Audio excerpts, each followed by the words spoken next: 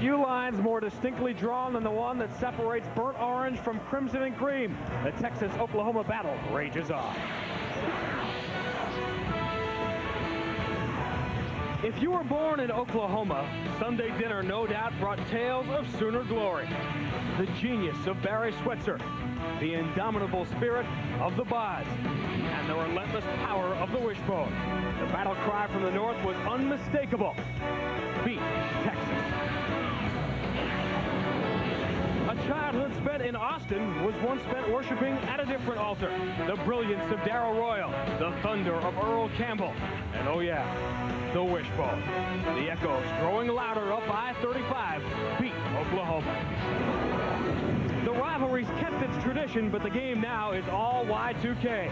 Josh Heupel and the Sooners lead the Big 12 in passing. Major Applewhite and the Longhorns score 41 points a game.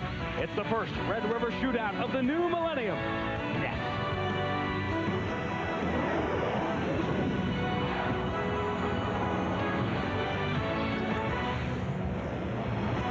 The 95th edition of the Red River Shootout has national implications. ABC Sports welcomes you to Burger King College Football today. It is 10th-ranked Texas and 12th-ranked Oklahoma. Great to see you again, everyone. I'm Sean Grandy. You know, from the first day, they put stakes in the Red River to separate them. Oklahomans and Texans have had one thing in common. They don't like each other very much, especially on this day, which has become something of a holiday, although today there'll be 48 other states watching very intently because for the first time in 16 years, both of these teams are ranked in the top 15. But before you all wax nostalgic, this is not your granddaddy's Texas-Oklahoma game. Gone is the clock-chewing Wishbone in two of the top 6 passing teams in the entire nation. Through the first 93 meetings between these two schools, no quarterback had ever thrown for 300 yards. Last year, Major Applewhite and Josh Heupel both did. To Times Square Stadium in New York to get you ready for a big day, we join Terry Gannon and Terry Bowden.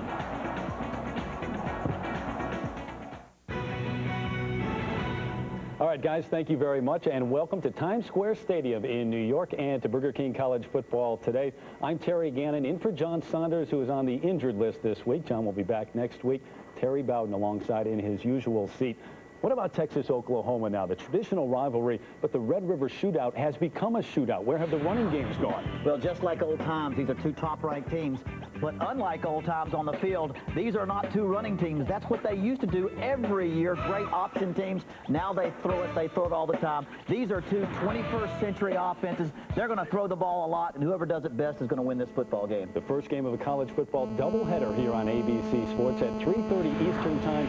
Some of you will see the #1 team in the country, the Nebraska Cornhuskers, taking on Iowa State, a surprising team that came in Ames today. 2 unbeatens in the ACC. NC State at Death Valley to take on #5 Clemson. And in the Pac-10, Arizona at the Coliseum to take on USC. But first, Major Applewhite leads the way for Texas against Oklahoma in the Red River Shootout. Right after this message and a word from our ABC stations.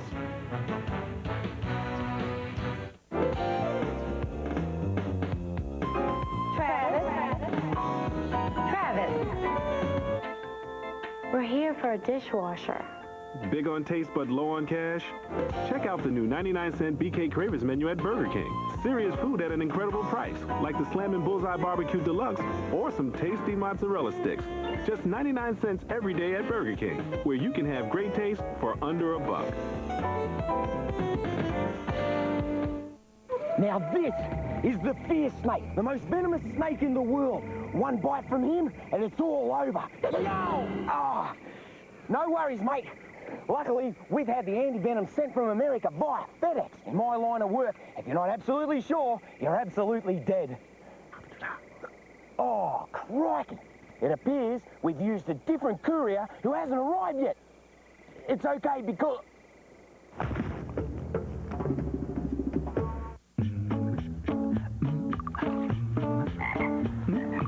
Dear Mom, I've lost control. The boys have taken me hostage.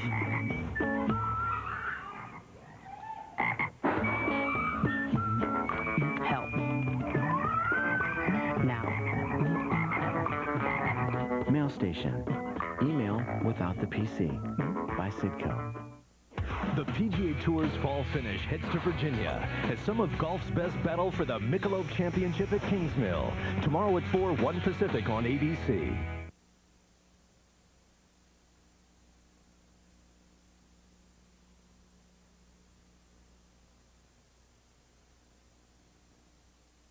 WTVC News Channel 9, in compliance with the rules and regulations of the FCC's Children's Television Act of 1990, will prepare quarterly reports describing the programming aired by WTVC that is specifically designed for the significant purpose of meeting the educational and informational needs of children ages 16 and under. These children's television reports are available for public inspection at the main studios of WTVC Monday through Friday from 8:30 a.m. until 5:30 p.m.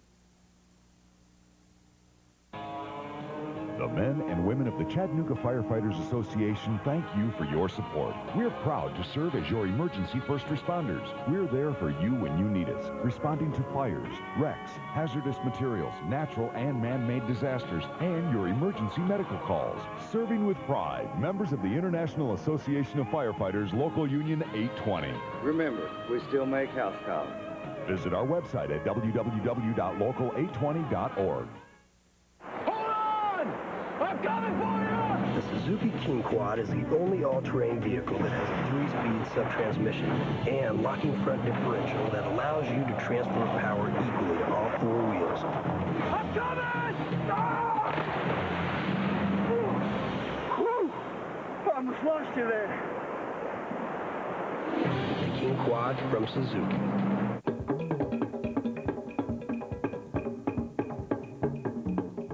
A new weather tool just for you, Monday at 6.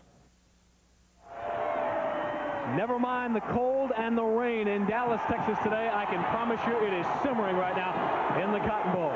My pleasure to bring in David Norrie. He joins me upstairs today. And David, everywhere you go in the state of Texas, they're not talking about Gore and Bush. They're talking about Sims and Applewhite, the Texas quarterback controversy. But should there really be one? Well, Sims is going to be a great one, and he might even get the start this afternoon. But when the chips are down, Texas goes with Major Applewhite. He's 2-0 against Oklahoma. He had the best passing day in the history of this rivalry a year ago. On the other side of the coin, Oklahoma, their whole program is centered around the quarterback position now. Josh Heupel, he's off to a red-hot start, hitting 67% of his balls. But the key to the game today, can Oklahoma protect him, and can they take care of the football on offense? Major implications of the Big 12 South. Bevo's ready, so are we. Opening kickoff is next. What would happen if an SUV were raised by a family of sports cars? Zoom, zoom, zoom. Zoom, zoom, zoom. Yeah, zoom, zoom, zoom, zoom. Zoom, zoom, zoom. Yeah, yeah, yeah. Introducing the 200 horsepower Mazda Tribute. The SUV with the soul of a sports car. Coming up next, the Dr. Pepper halftime show.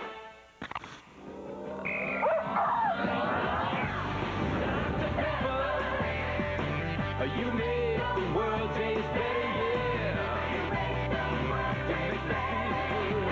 Dr. Pepper. You make the world taste better. You make the world taste better. I can bust anything, Buddy Lee.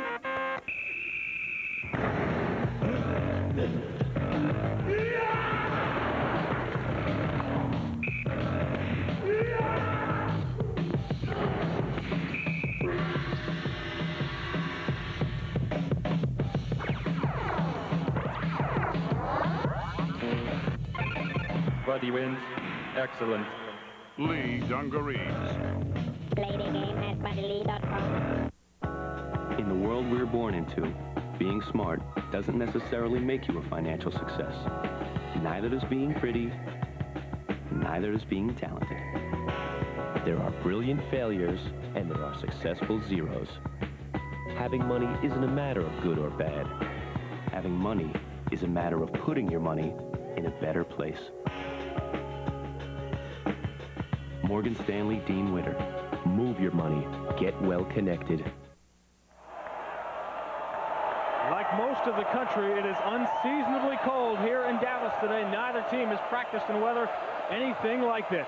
95th edition of this rivalry.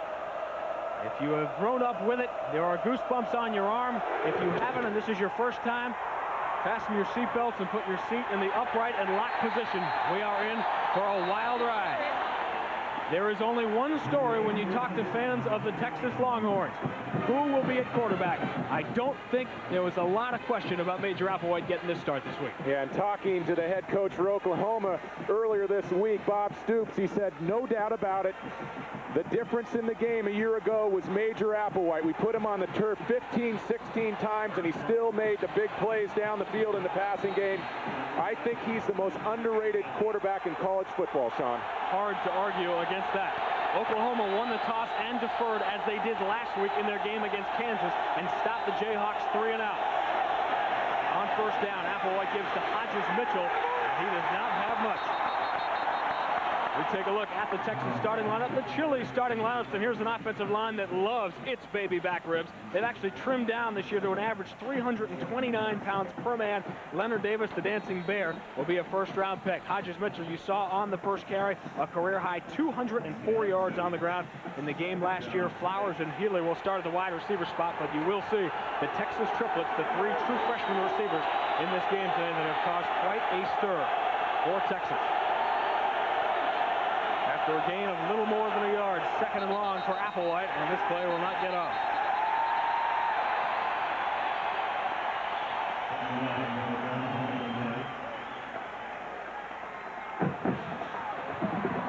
Prior to the snap, false start, 5-yard penalty. Defensively for Oklahoma, an unheralded group. Freshmen don't have a great history of producing big in this game, say maybe Brian Westbrook a couple of years ago, but Corey Klein is a good one. At linebacker, Marshall is a stud. You will love watching Rocky Kalmus play, playing with a ton of injuries. J.T. Thatcher had 3 interceptions last week, but Roy Williams is playing as well as any safety in the country right now. 2nd and 13 now after the penalty for Applewhite. They'll try Mitchell again, and he's got nothing. Getting off to a good start has been a problem, really, for both of these teams this year. Mack Brown, now in his 3rd year at Texas, of course, was the offensive coordinator for Oklahoma back in 1984 in the famous game here at the Cotton Bowl. And of course, Bob Stoops now in his 2nd year. What a job he has done at Oklahoma. And for the first time in a long while, both of these programs seem very set and very comfortable with the head coaching positions, Mack Brown and Bob Stoops. Texas has struggled on 3rd downs early this year, and this is going to be a 3rd and 15 on their first 3rd down try. It's complete to one of the true freshmen, Roy Williams. He's got about 6. Oklahoma does exactly what they did at Kansas last week. They get the stop, the 3-and-out stop, which is why they deferred in the first place. And weather obviously going to play a huge factor. Neither one of these teams has had a chance in practice here in the early in the fall, in the early going of this football season to work with rain. We look at the Dell Game Solutions. Texas offense has to be 2-dimensional. They have to run the ball effectively, not turn it into a one-dimensional passing game with Major Applewhite. Oklahoma, they're going to have to put pressure on Applewhite, harass him in the pocket. Texas has had a bunch of kicks blocked in the last couple of years. J.T. Thatcher will let this one roll. 37-yard punt by Chris Stockton, and Oklahoma will have excellent field position to begin their opening drive. It has been a circuitous route for young Josh Heupel from Aberdeen, South Dakota, through Weber State, Snow Junior College in Utah. But he has emerged at age 22 as one of the premier quarterbacks now in the country. And Heupel's had some great work in the offseason with former Heisman runner-up Chuck Long. And Chuck Long, of course, 3-time first-team Big Ten quarterback, and worked a lot on the footwork, worked on the delivery, and Heupel operated even higher efficiency in the 2000 season. If you've been in a time capsule, how bizarre must it be to see Oklahoma open in the shotgun, and on their opening play, Josh Norman has a first down. Chili's starting lineups on the Oklahoma side is underappreciated group, a lot of them playing new positions. They are typified by Bubba Bertram, a former walk-on who is now a captain and the leader of this offensive line. Quentin Griffin will start. He will split time with the true freshman Ronaldo Works.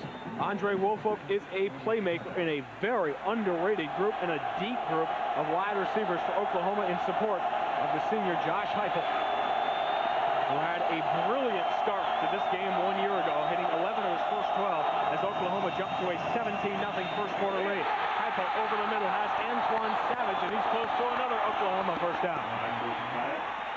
On the defensive side of the ball, a slow starting group for Texas.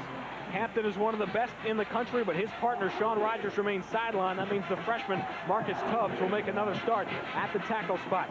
D.D. Lewis gets all the attention, but Texas coaches will tell you Everett Rawls is every bit his equal. A very talented group in the secondary. Jackson is healthy again. Quentin Jammer has an NFL future. Back-to-back first downs for Heupel out of the shotgun to begin. They try the middle screen, and this one is open for him. Savage has 8 more. We're looking at our Dell Game Solutions for Oklahoma on offense. It's been the game plan all week long in preparation. Keep that number 14 jersey clean, protect Heupel in the pocket, and Texas's defense has a very talented front four. Even with Sean Rogers out, dinged up, Texas defense up front, very athletic. They need to get involved. They need to get into the backfield against Heupel. Second and short. This could be a fun play for Heupel. That's the tight end Trent Smith who goes in motion. Heupel's got a couple of choices here. Flares it out a little too far for Trent Smith. And Oklahoma will face their first third down. Getting back to the weather, Sean, and as I said, neither team has had a chance to practice in the rain, but the 49 degrees at game time, that's a problem too. It makes the ball even tougher to handle, and Heupel on the roll to his right, tried to use a little touch pass, drop it off for the first down, incomplete. Facing his first big third down conversion in this ballgame. You see the extraordinary numbers Texas has put up defensively, leading the Big 12 in third down defense. Heupel going to go for the end zone, got a man, touchdown. Andre Woolfolk, and a perfectly thrown ball by Josh Heupel, and just like a year ago, Oklahoma strikes quickly.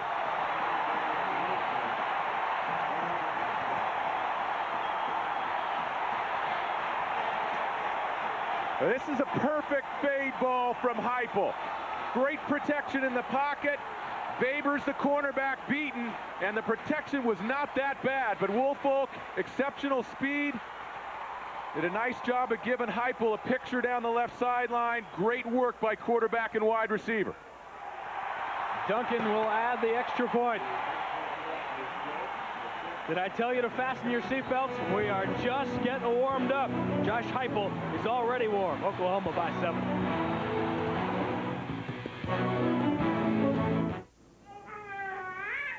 Your turn.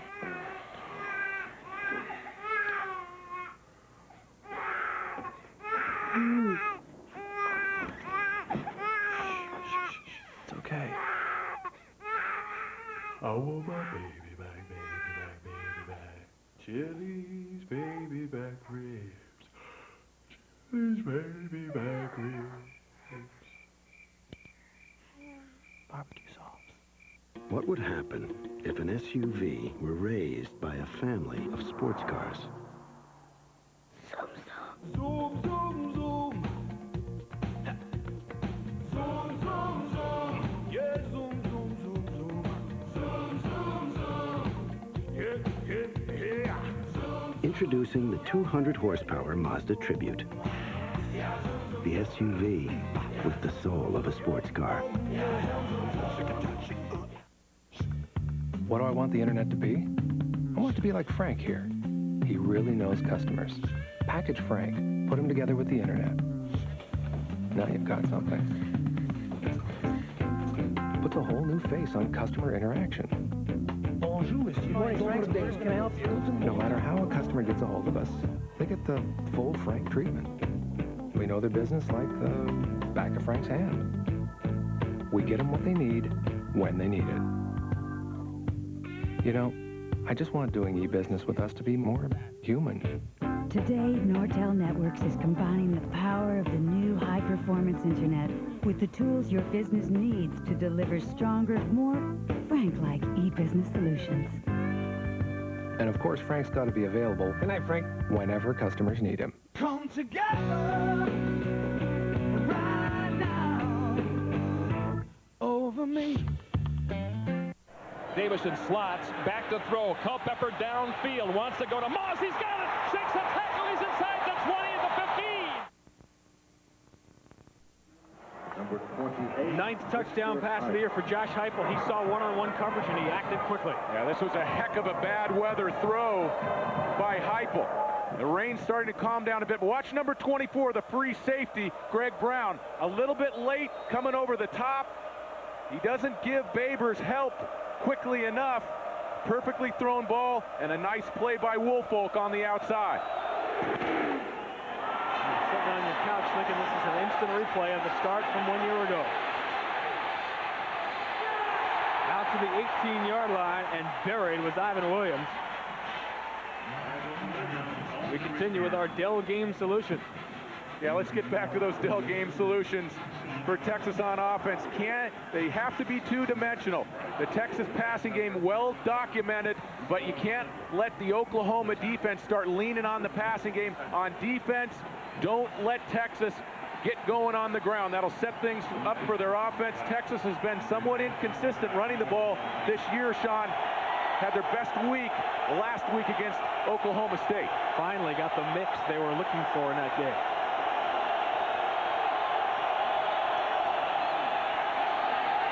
Applewhite has plenty of time. And up close to a first down is Artie Ellis.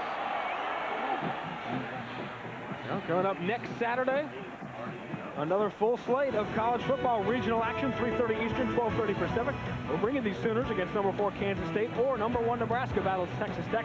Some of you will see Indiana and number 6 Michigan. They came out of the ACC as Clemson continues to play well. Oregon USC could very well end up deciding the Rose Bowl. Might it not, sir? That's going to be a key game out west.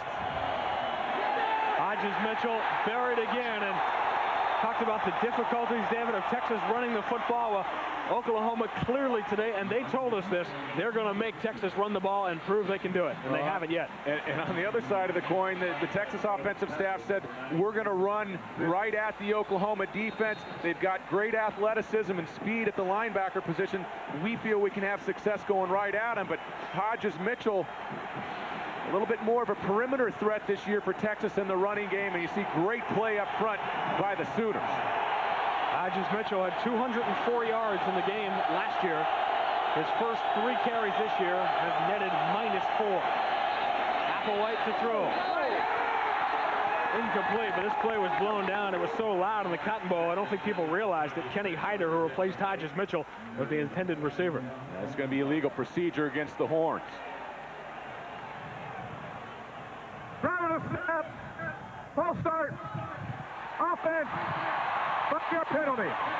Steve Juszczyk is our official today out of the Big 12. Mack Brown joked this week, David, about getting his team. They've been starting so slowly, joking about getting him out in the parking lot and having a scrimmage a half hour before game starts because they have started so slowly and get themselves some contact. And in this kind of game where momentum constantly changes hands, if you don't have it on your side at the beginning, you could be looking at a big number on the other side of the scoreboard before too long. Texas failed on their first 3rd down try.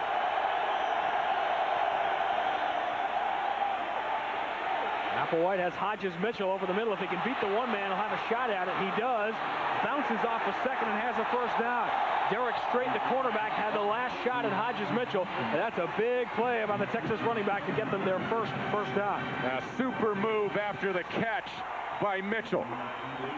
And Mitchell, the biggest part of Mitchell as a threat is his ability to catch the ball out of the backfield combined with his running ability. That's a Butkus candidate, a Butkus Award candidate, number 20, Rocky Kalmus, and Mitchell makes him miss. Beautiful play from the tailback position. Remember, it is difficult for everybody to pivot, especially defensively, and get your footing on the wet field.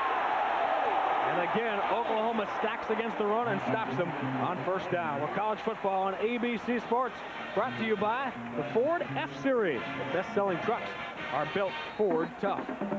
By Dell, providing the infrastructure to power your e-business. By National Car Rental. So what are you waiting for? Let's go. And by Budweiser, with the crisp, clean, refreshing taste you'll find in no other beer. Which will flow every year on Texas State Fair weekend. Applewhite being chased. Just gets rid of it. As I'm sure you're all aware by now, new rule in college football this year. Applewhite out of the pocket. And some Oklahoma fans who probably are aware of the rule, but yet they still didn't appreciate it. And the quarterback gets 5 yards either side of where the ball was originally set.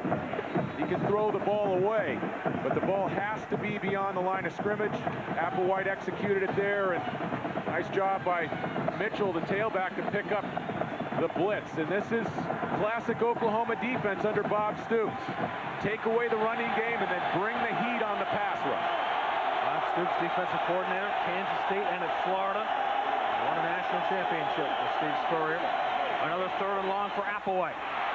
This time over the middle. He's going to be close to that first down. Mike Jones, the tight end, it appears he's about a yard short.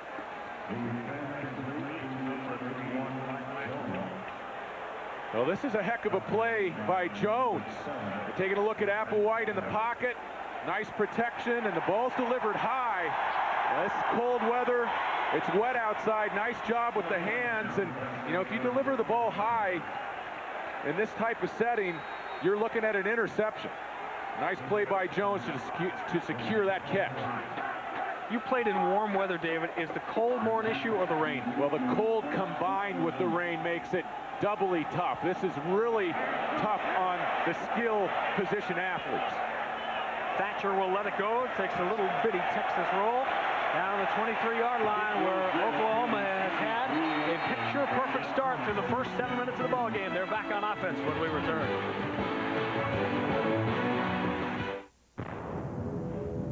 Volunteers, we all have regular jobs. We can be coming from anywhere. We get a call. We need to get to the fire right now. Things that are going through our mind are the hazards we might face, so that when we get on scene, we're ready to act. We need a truck that can handle anything we throw at it. 4 full-size doors gets us in and out quickly. It's 6 people in the cab, and there's a ton of room for cargo. Great truck.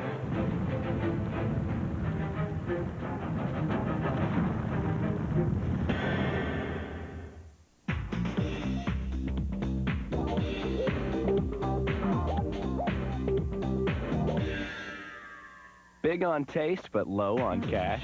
Try the new 99-cent BK Cravers menu from Burger King. 8 mouth-watering choices at an unbelievable price. Like the delicious flame-broiled Bullseye Barbecue Deluxe Burger or cheesy mozzarella sticks. Just 99 cents every day at Burger King, where you can get great-tasting food every day. Got the urge? E-Business Solutions. Judging from the number of e-businesses going out of business, most haven't solved anything. At Dell, we design our servers, storage, and services to make it easier to get results. They help us generate $15 billion a year in e-commerce alone. Now that's what we call solutions. What about you? To find out more, visit Dell.com. Yep, it's that easy. Dell E-Business servers use Intel Pentium 3 Xeon processors.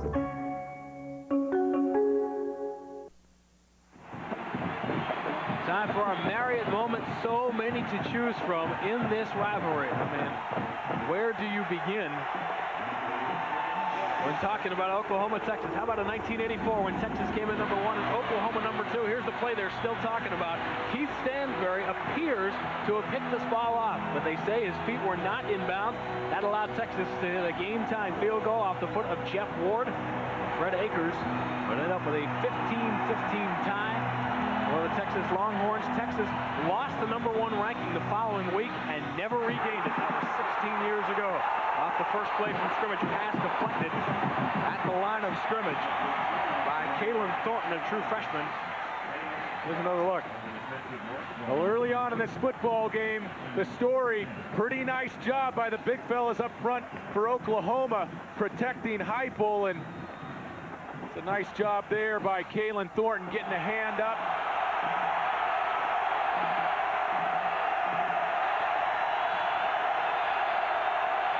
Heupel off to the great start. Now it's a second and long for the first time. He's going to have a third long for the first time. We head to New York Times Square Stadium. An update on Michigan and Purdue. We welcome in Terry Gannon. Sean, thank you. Number 6 Michigan on their first drive of the ball game at Ross-Ade Stadium. Drew Henson goes up top 7 yards to Marquise Walker. Gets to the end zone. The point after. It is 7-0 Michigan early on in West Lafayette. Sean.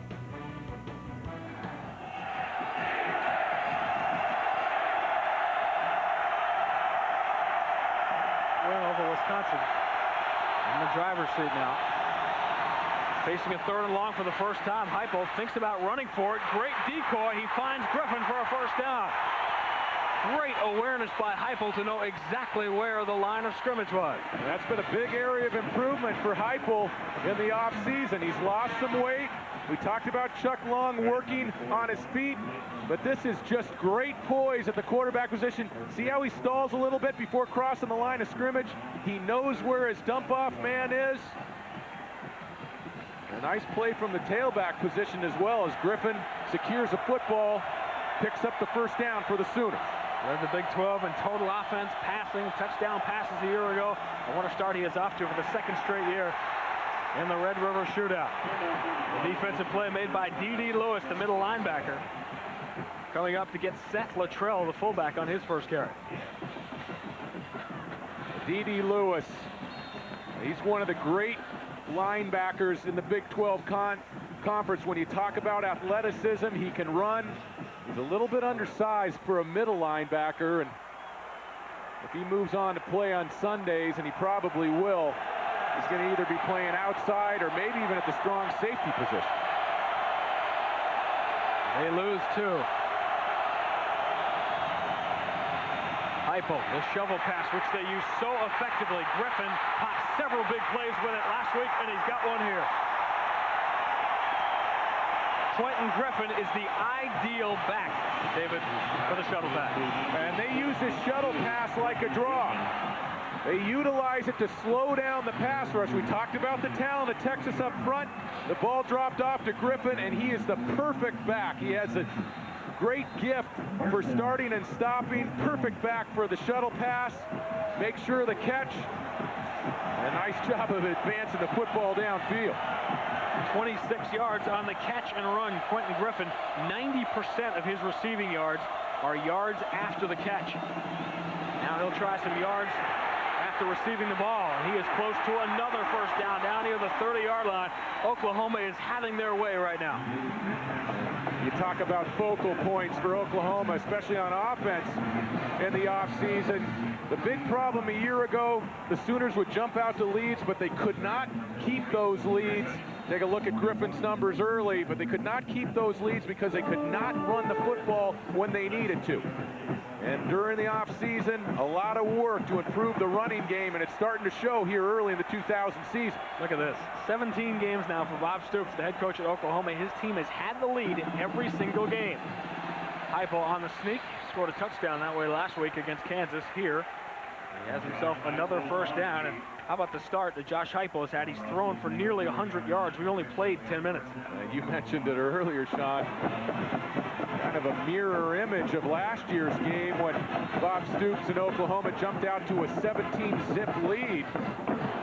But the rest of the way was uphill sledding for Oklahoma. Texas ended up winning that ball game, and again, it was largely due to the fact that they could not get a ground game going.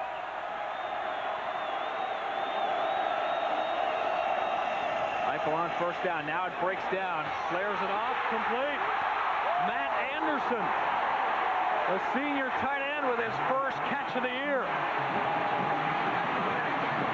It is all working right now for number 14. Yeah, you don't expect a number 2 tight end to make this type of catch. This is a beautiful play. Watch big number 90 go up.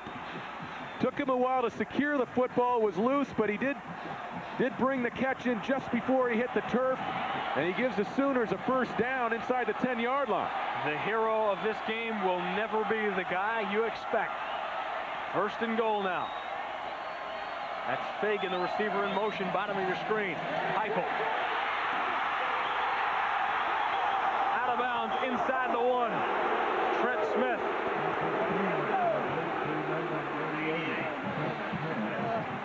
The Michigan take another look because he might have crossed the goal line on this play. And Smith certainly thought so. Heupel again delivering the ball on time to the outside, perfectly positioned on the catch. Another look from the reverse angle. Pearson coming on the blitz. And tough to see whether he got the ball inside the cone. Double tight end. Heupel will step to the line of scrimmage and calmly grab a timeout. Just like a year ago. Oklahoma scores quickly, and they are knocking on the doorstep again.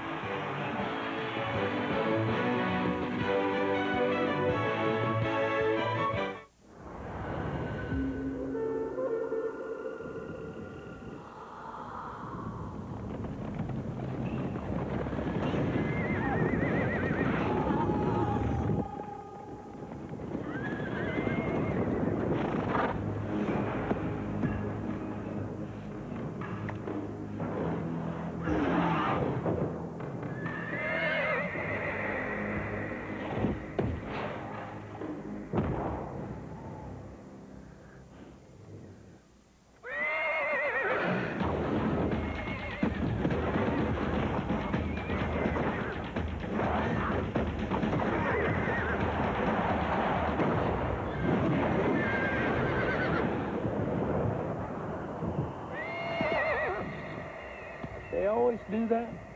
Nah, they usually go for 2.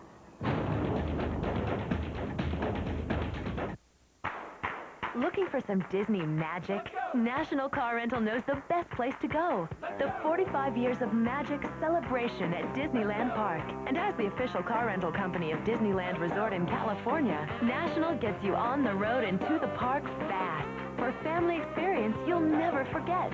So what are you waiting for? Let's go to the 45 Years of Magic celebration at Disneyland with National Car Rental. The wonderful world of Disney kicks off with something big.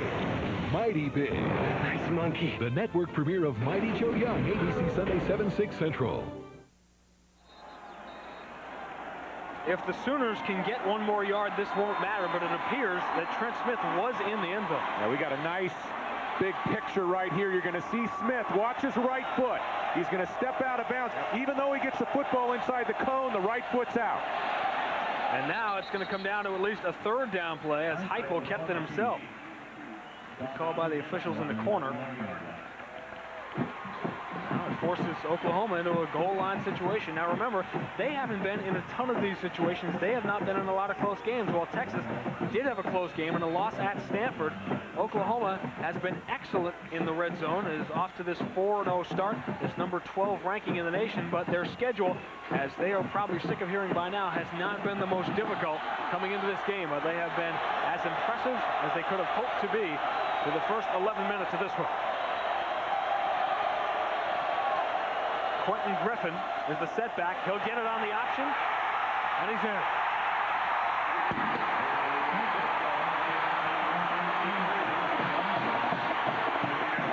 They better fire up the schooner because Oklahoma's on a roll. Now this is a nice job by Oklahoma by design. They find a numbers problem. This is 2-on-1. Griffin make sure of catching the pitch, but that's just a nice job by Oklahoma offensively to get to that play. They option Cole Pittman, the defensive end, 2-on-1, touchdown Sooner. Duncan adds the extra point. They may not be number 1 yet, but a performance like this could put them deep into the top 10. One more look at the Quentin Griffin touchdown, his 5th of the year. Heupel comes out, he threatens Pittman, the defensive end, makes Pittman commit, and then just shuffles it off to Griffin. Here's an end zone view, 44, takes the quarterback, and a nice job, tough running down near the goal line as Richardson dives underneath Jammer for the touchdown. I was surprised Jammer made that play as close as it did. Well, now, if you're a fan of the Oklahoma Sooners, you're looking up at the scoreboard saying, not so fast, not so fast. We saw this show a year ago. when Oklahoma ran off to a 17-0 lead. We were in Mac Brown's office on Thursday, David. He told us he went to go get a drink of water, came back, and his team was down by 17. That's the nature of this game. Yeah, that's what can happen in rivalries. Momentum and emotion play a big part, and if you played in a couple of these games, you know how things can shift. And 17-0 lead for Oklahoma a year ago at the end of the first quarter. They gained more yards a year ago in the first quarter than they did in the final 3 quarters of that football game. Duncan put a bunch of them through the end zone last week against Kansas. This one is returnable. Ike this time. They get Williams again. There is a flag down. Well, Monday night, how about this? The game of the week in the NFL is on Monday night. Keyshawn Johnson usually has a lot to say. This week, he and Warren Sapp will keep their mouths shut as they head into the Metrodome to take on Randy Moss and the Vikings. Minnesota undefeated. Tampa Bay 3-2. They would fall way back in that NFC Central race if they are not successful on Monday night. It was holding, adding to the Longhorns' first quarter problems here, and it gets to the point. On the receiving team, half the distance, first down. It's a rivalry game and things like this happen, but it has happened to Texas, David, all year. They have had these kind of starts almost in each of their 4 games. Well, the only points in the last 6 games have come on defense, and on each of the first 3 possessions, the Longhorns have been taken back by a penalty. And they are now playing in the Oklahoma half of the Cotton Bowl.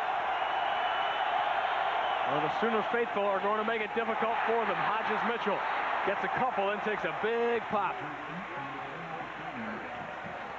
I'll tell you what, the hitting has been intense when this Oklahoma defense has been on the field in the first quarter here. And Torrance Marshall is doing a great job at that middle linebacker position. I mean, he has laid the wood to several Longhorn ball carriers in this football game. That defense has been able to tee off because Major Applewhite has been facing 2nd and long, 3rd and long the entire first quarter.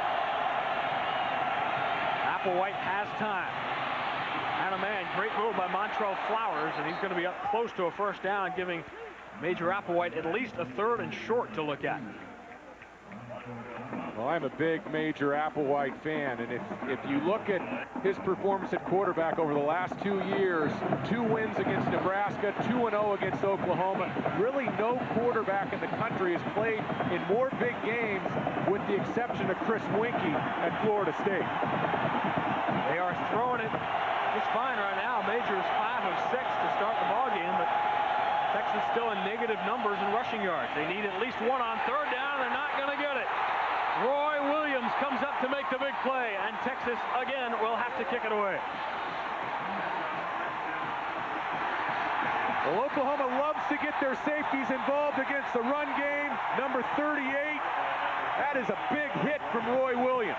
And the Sooners are getting great play from both of their safeties early in this football season. J.T. Thatcher, free safety. We mentioned he had 3 interceptions a week ago against Kansas. And what a hit by Williams.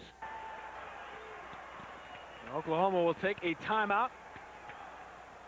The 2nd they have taken in this first half. Roy Williams, Bob Soup said early in the week, is playing as well as any safety in the country right now. He was a cornerback. They moved him to safety, and, well, you just saw why, because he loves to hit. Well, the highly anticipated Gina Davis show premieres Tuesday night. I don't think she'll be wearing that dress she wore to the Emmys, but please tune in anyway Tuesday after Dharma and Greg. Gina Davis, Boston University grad, unlike myself, very talented actress. Texas wanted to run the ball. They said, we're going to run it right at Oklahoma. They have, and they have failed to this point. Well, penalties have been a problem, and Major Applewhite, he's been hamstrung early in this football game by the field position. And with the weather, even though the rain has let up a bit, the weather compounds field position, especially in big games. Chris Stockton has been a busy young man, but not the way he likes to be. He is both the place kicker and the punter on this Texas team. Only the 3rd guy in the last 25 years to handle both responsibilities. J.T. Thatcher's going to have a shot to return this one. He will into Texas territory. Beats the first, but not the second, and Josh Heupel is going to be looking at a short field again. Well, coming up next, most of you will see the #1 team in the nation, the Nebraska Cornhuskers. Who would have imagined that some of the big showdown games today, David, involving undefeated teams, that would include Iowa State and NC State in the ACC? I would like to tell you that I had anticipated that, but never in my wildest imagination. Come on, go ahead. Iowa State, and you know, there's a lot of talk in the offseason about how that program was much improved, and it's being proven on the playing field.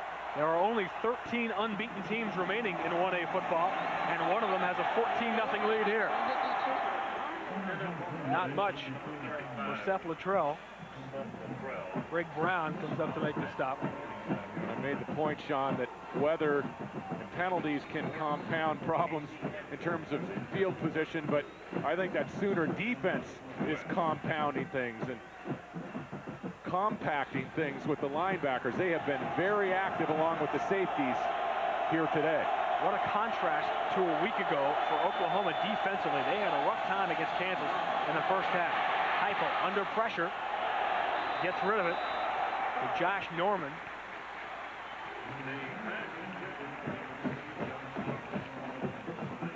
We'll call it incomplete with an out of bounds, and we'll bring up a 3rd and long for Josh Heupel. Josh Heupel a year ago hit 62% of his passes. The Sooners obviously relied very heavily on his skills and put a lot of weight on his shoulders. But during the offseason, I think he's become an even better quarterback, with much better feet. You can see it here today, and he's become a better player outside the pocket. Like a lot of his teammates, he is in much better shape in the year 2000 than he was a year ago. And it has paid off. He's got a world of time here, and a man over the middle, complete. Damian Mackey, 1st down and more. Now to the 26. A 16-yard pass play. 1st down, 2nd down, 3rd down. It hasn't mattered to Josh Heupel.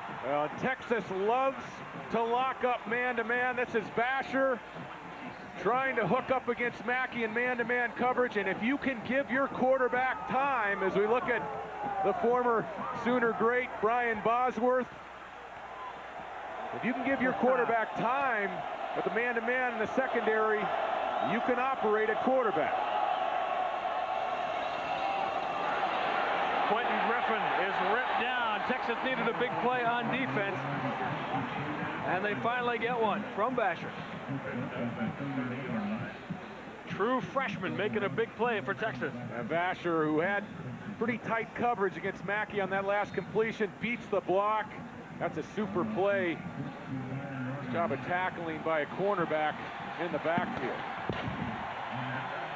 And that will do it for the first quarter. Texas gets a much-needed big play to end it, but they're down 14. ABC Sports presentation of college football will return after this message and a word from our ABC station.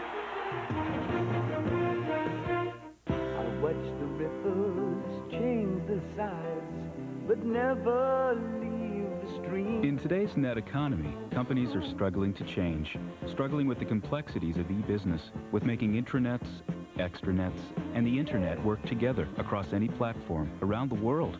Well, now it can all work together as one net.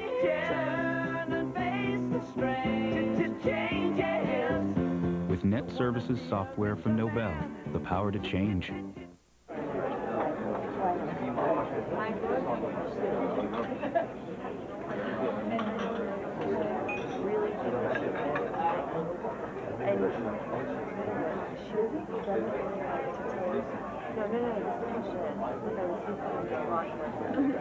And then she took it, and she was like, no, boil it first. Never in a million years have I ever done that. To me, this isn't a hobby, or even a sport. It's an obsession. So if I can't get out to this exact spot at this exact time of year, I may as well be bowling. Get out there in Expedition from your Ford Outfitter. Outfitting you with the most far-reaching sport utilities on Earth. Ford Outfitters. no boundaries.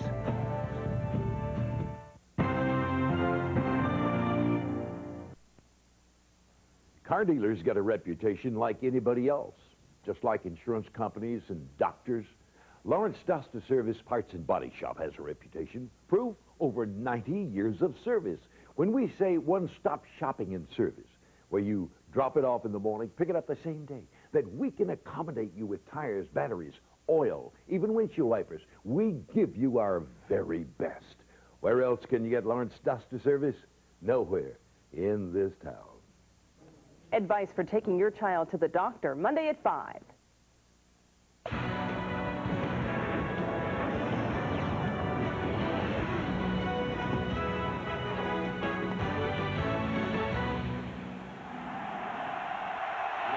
Hey, if you're sitting on your couch in Austin, you're 3 points better than you were a year ago. Texas trailed 17-0 at the end of one last year. Oklahoma with a 14-point lead and the ball, and a quarterback who's playing with a ton of confidence right now. Heupel's got a big gap. He will slide down inside the 13. Heupel, who started last year's game 11 of 12, is 9 of 12 this year and is making big play after big play. Well, the offensive line is making big play after big play. They have been the story here early. A nice decision by Heupel to pull the football down, move it downfield, but how about this offensive line? They lost Stalker McDougal, first-round pick in the draft. Matt O'Neill, the center, to graduation, and Jay Smith, the guy who played a big role, but they have been performing in this game. Sooners are getting 8 yards of play to start the game. Savage barking about pass interference as he was covered by Vasher. Just picking us up. It was all Oklahoma in quarter number 1. A 29-yard touchdown pass thrown by Josh Heupel to the sophomore out of Denver, Andre Woolfolk, and then on the action on 3rd and goal from the 1, Heupel pitched to Quentin Griffin. Oklahoma defensively has not just stopped Texas, they have stopped them with authority, and they have laid some pretty good licks on them here in the first half. Longhorns need to make a big play here. Heupel going end zone again for Woolfolk, and there's the big play. Flag is down. Jammer came up with the interception, but hold the phone. Well, this could go against Oklahoma. Sure could. I thought Jammer played this pretty well, and it is going to go against the Sooners. The big plays and momentum switches in these games come like clockwork. It is inevitable.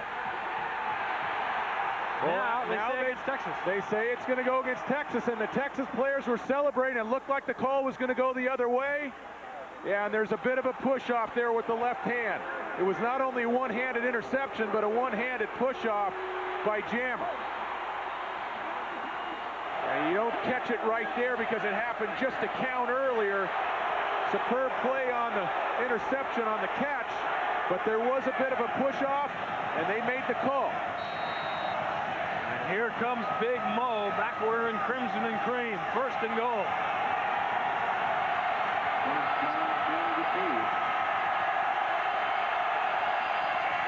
Griffin is in.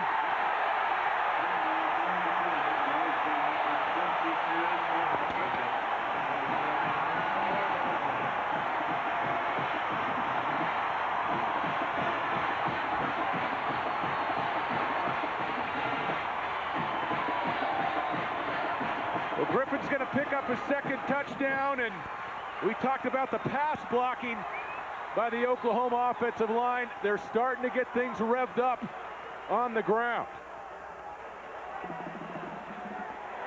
Duncan's extra point is perfect. And that adjective pretty much goes for the Oklahoma Sooners. Through the first quarter plus, they're up by 21.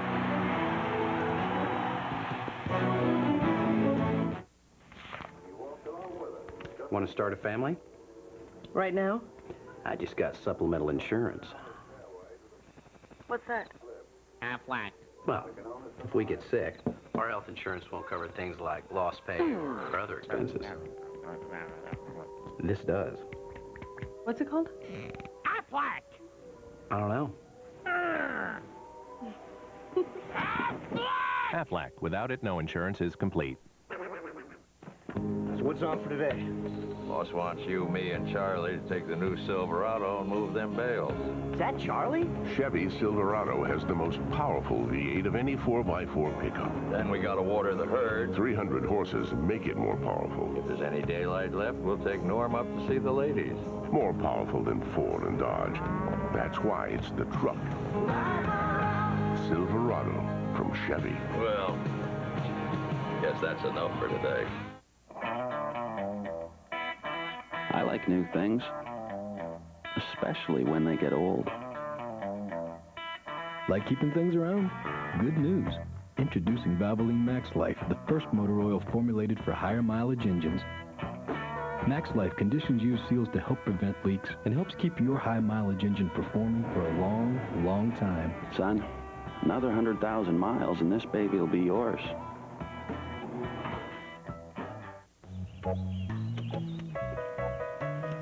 Hey, Shannon, I'll give you 2 shots in this hole. You already had an advantage. You're right, I had one earlier. So are you going to tell me what your advantage is? Sure, it's the right balance of protein and carbs. What is? My advantage.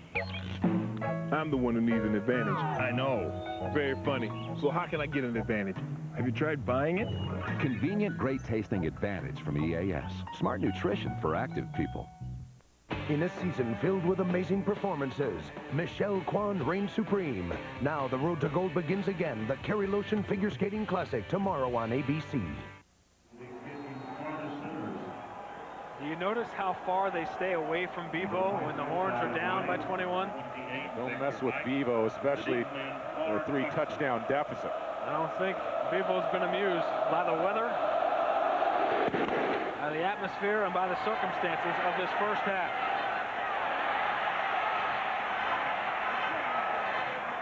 The surprise of the Big Ten to this point this year has been Northwestern. Let's at the Times Square Stadium get an update on them from Terry Gannon. Update, Northwestern hosting Indiana early on. Zach Kustok, 24 yards after the roll to Sam Simmons. Finds his way to the end zone. 7-0 down a moment ago. Damian Anderson, a 1-yard run. It's 14-0 Wildcats. Sean. All right, Terry. Well, Northwestern is in good shape. They have a favorable schedule.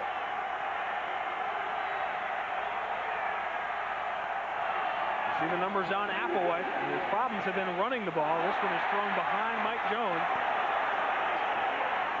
Applewhite's just his second incompletion in 7 tries. And fair or unfair, let me ask you about this, David, as we take one more look at this replay first.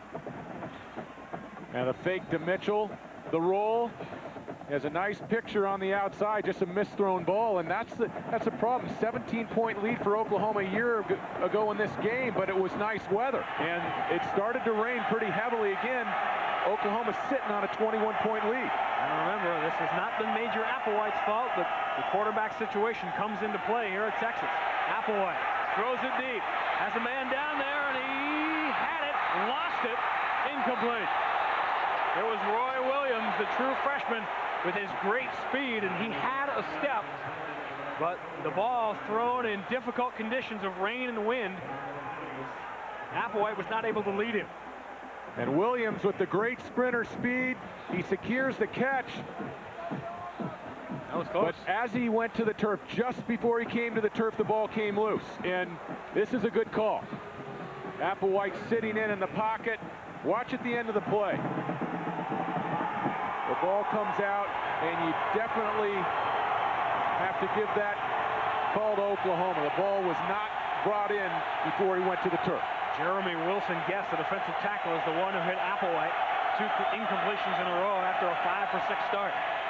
Chris Sims waiting in the background, and down goes Applewhite.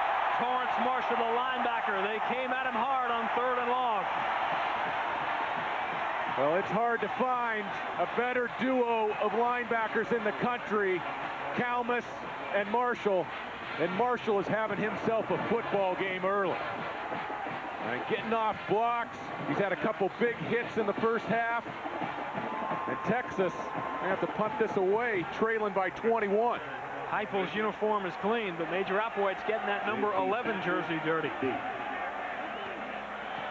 Stockton's fourth kick, returnable for Thatcher. Stutter step, trying to get to the outside. He does, cuts back, breaks one, breaks two. He's got a shot at it.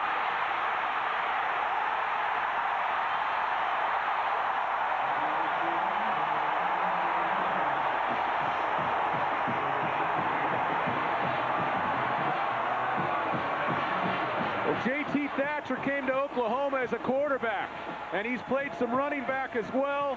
Great vision, a cutback to the center of the field, and he had plenty of blockers out in front. Quentin Jammer with the saving tackle, and their flags on the field, Sean. This may be a celebration penalty after the whistle. And while it will drive coaches crazy, a trade-off Sooner Nation will gladly accept. Dead ball. Personal foul on a receiving team. 15 yards from the end of the wire. First down. J.T. Thatcher in the top 15 in the nation in punt returns, and on this wet field, he's doing a lot of damage. Yeah, the difference was a cutback to the center of the field. He makes 2 Longhorns, 3 Longhorns miss, uses his speed, picks up some blockers, and Jammer, great play just to make a touchdown-saving tackle. And now Oklahoma pretty close. In fact, they are in field goal range. Heupel wants to come up with a touchdown, but also wants to keep that 3 points in his hip pocket with the big lead. Fagan around the corner. Inside the 5. Oklahoma ran that play last week with Woolfolk for a touchdown. Here, Fagan has them inside the 5. Well, Oklahoma's 4-0, and they're playing well early in this football season. But I'm telling you, there's a lot of people across the country right now that are shocked. And Oklahoma, if they can finish off this drive, I mean, they're getting ready to run away and hide on this Texas ball club. The machine keeps on rolling. Griffin's 3rd touchdown in the first half.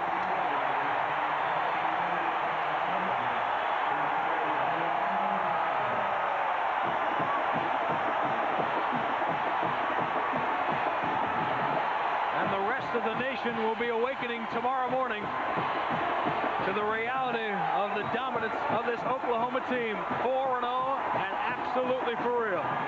Well, Bob Stoops has seen this happen before at Florida. As a defensive coordinator for Steve Spurrier, he's seen Gator teams jump up quickly in big games like this. But I would have never dreamt 28-zip with 12:40 to go in the second quarter. My goodness. It was almost unthinkable. Not that someone could jump to a 28-0 lead, but with the dominance on both sides of the ball. Especially with the rain and the weather. 3rd touchdown for Griffin. And the execution by this offensive line has been wonderful for Oklahoma. You know, they took their criticism in the preseason to heart. All those nonsense magazines and preseason prediction. Well, Oklahoma's got problems on the offensive line. This group has taken it to heart. We talked about Bubba Burcham, Howard Duncan, Scott Kaepernick. It is a group that has performed in their biggest game of the year beyond anyone's wildest imaginations. We check out our Aflac trivia question. Talked about that number 11 that Major Applewhite is wearing. Well, before Major Applewhite donned it, who was the last Texas Longhorn to wear number 11? Think hard. Believe me, we wouldn't be throwing this one at you if it didn't have a little bit of a salty spin to it. It's got a little twist to it. Yeah, exactly. A little kick.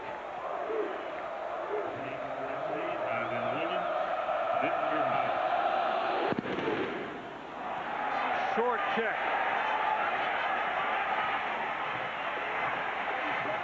Short return, but decent field position for Texas. Another update from Michigan and Purdue back to Times Square Stadium with Terry Gannon.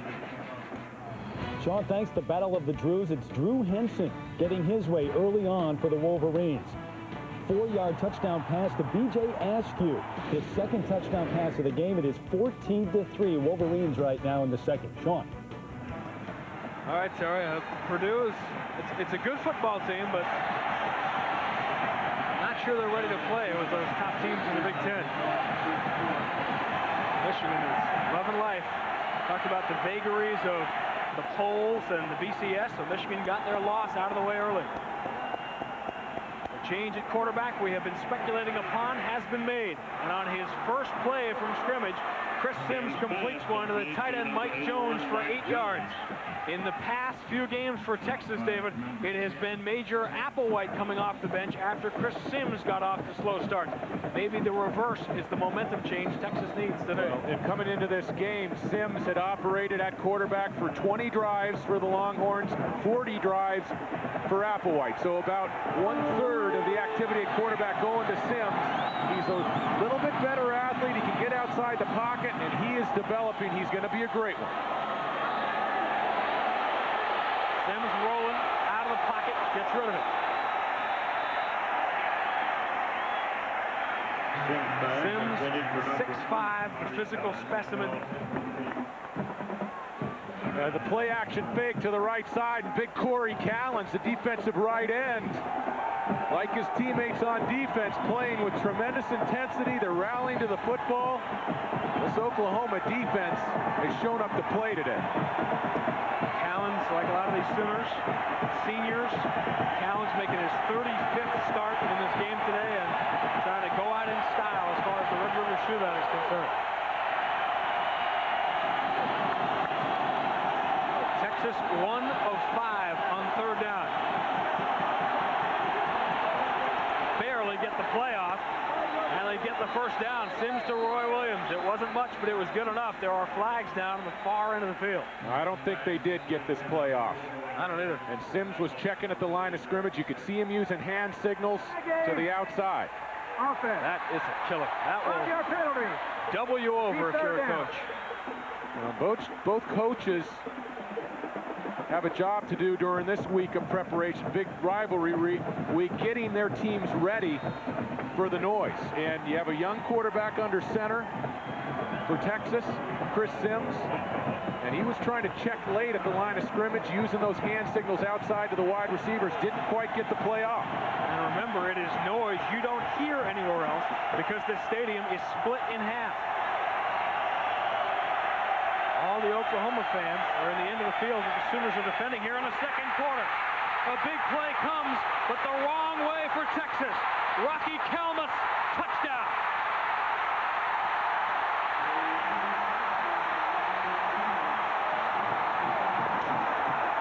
And just as the Longhorns were stumbling along the ropes, Rocky delivers one right between the eyes.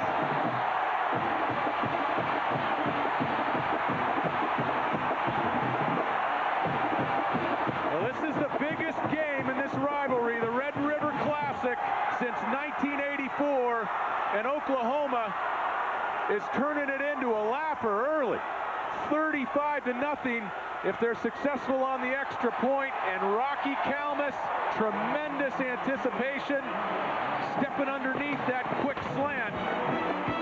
Wow.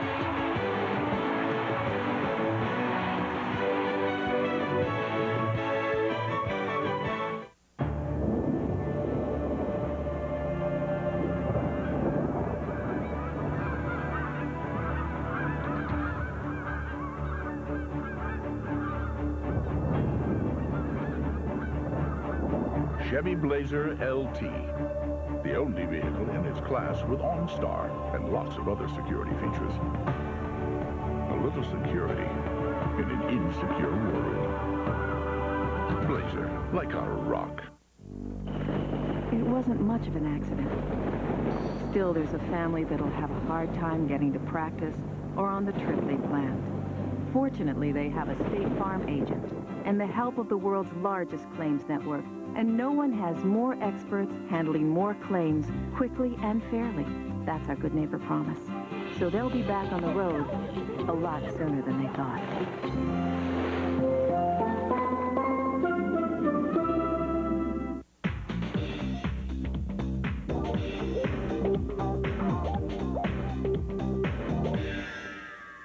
Big on taste, but low on cash? Try the new 99-cent BK Cravers menu from Burger King. 8 mouth-watering choices at an unbelievable price. like the tasty chicken tender sandwich. Or spicy jalapeno poppers. Just 99 cents every day at Burger King, where you can get great tasting food every day. Got the urge? College football on ABC Sports, brought to you by Chevrolet Trucks, the most dependable, longest-lasting trucks on the road. By Chili's, I want my Chili's baby back ribs, only at Chili's. By Sprint PCS, the clear alternative to cellular. And by Aflac, without it, no insurance is complete. Well, at the rate this is going, the Texas State Fair is going to have some extra customers out at the Ferris wheel and out at the corn dog stand. If this continues, an extraordinary explosion by a team that people questioned entering this football game today, and their dominance is apparent in every facet, in every statistic you can look at. The execution has been astounding. Offensively, the offensive line, the skill athletes, Heupel right on his game, and the defense has been unbelievable for the Sooners. Another short kick into the wind by Duncan.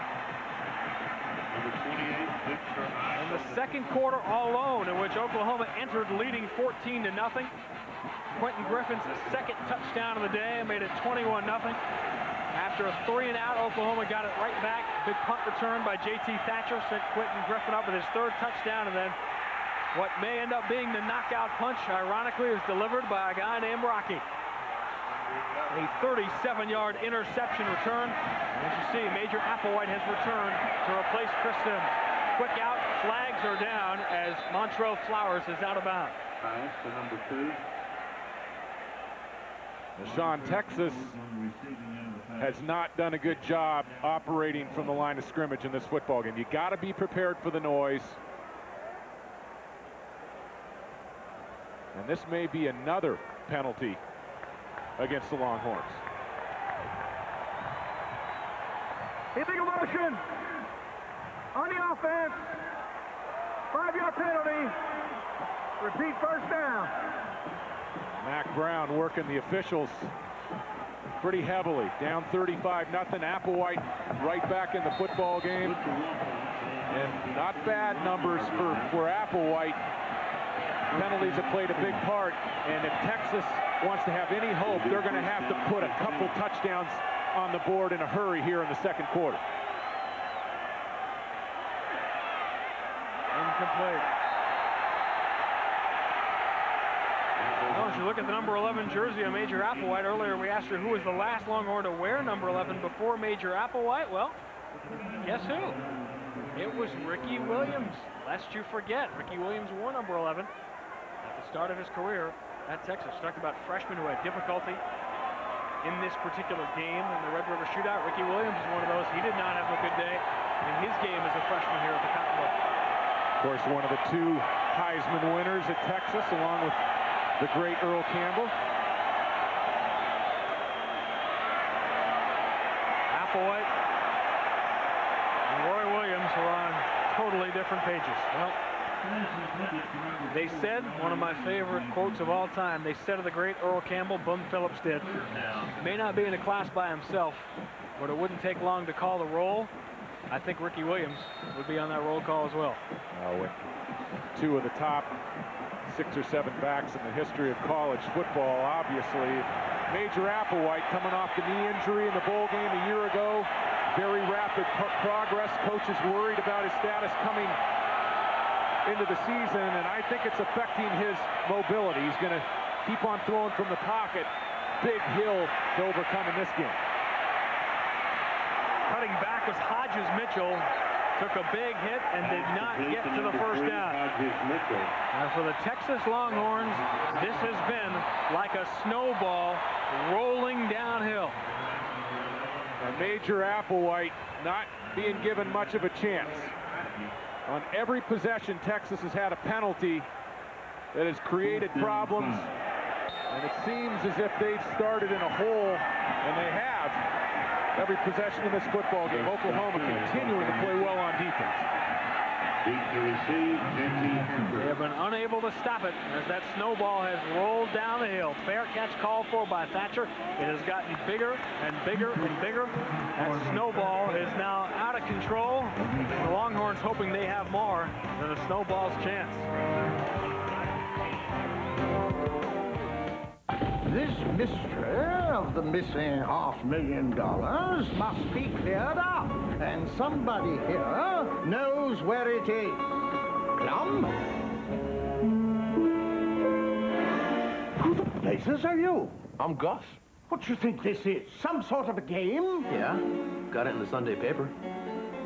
Clear up the Sprint PCS Clue mystery and you could win $500,000. Get your game piece and great savings in your newspaper and at participating retailers. Meet Carlos Sandoval, veteran Navy SEAL, trained to go through anything, equipped to survive it. The Chevy S10 Survival Pack, CD, automatic, air, aluminum wheels, over $1,300 in savings, plus $2,000 cash back. You might think all that comfort could weaken a Navy SEAL. Fat chance. Chevy S10, like a rock.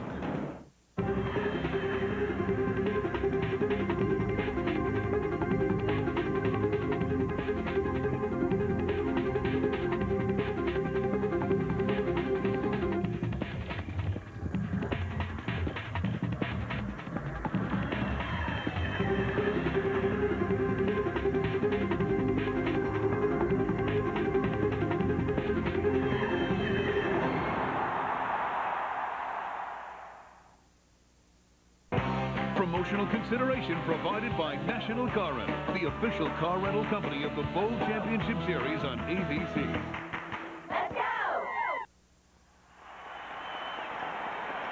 An explosive first half for an Oklahoma team which has made a name for itself as an explosive team offensively over the last couple of years in college football through the air. But today, it's been old-school Oklahoma football in the trenches where they have won every single small battle in a field possession game. And that has set it up for Josh Heupel to throw some major league haymakers. Well, coming up next, most of you will see #1 Nebraska in the battle of undefeateds. Who would have imagined? Against Iowa State plus other regional action, Ohio State and Wisconsin. Another battle of undefeateds in the ACC with NC State and Clemson.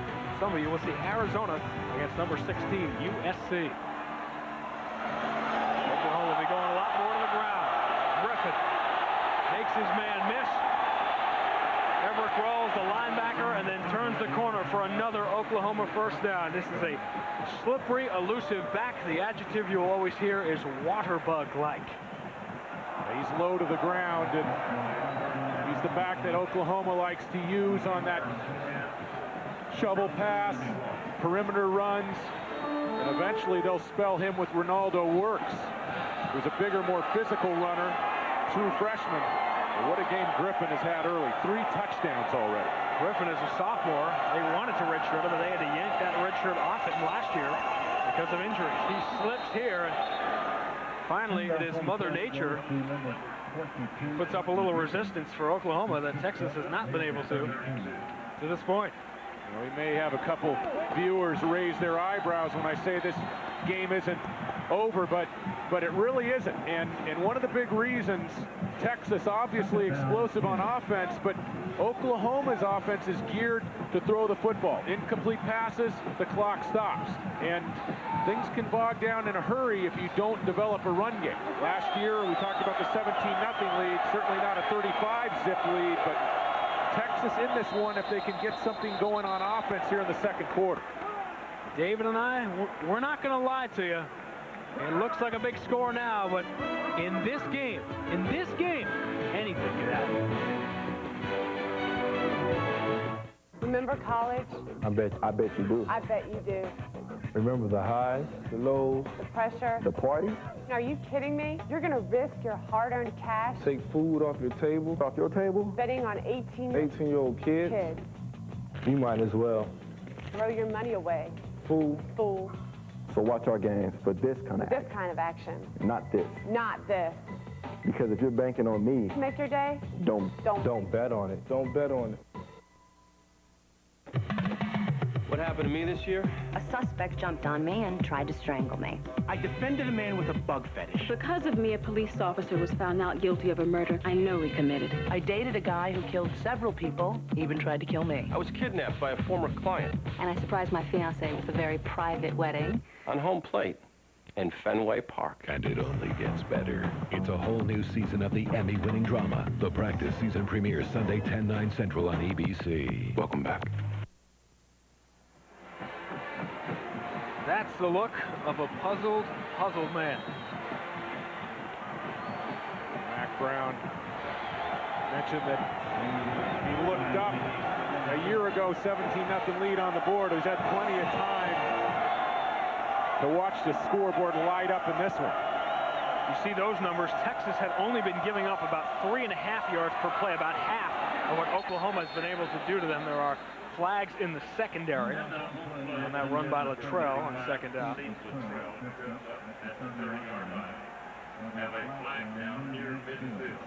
One of the most difficult things, another thing Mack Brown told us about this game, that becomes difficult for the coaches.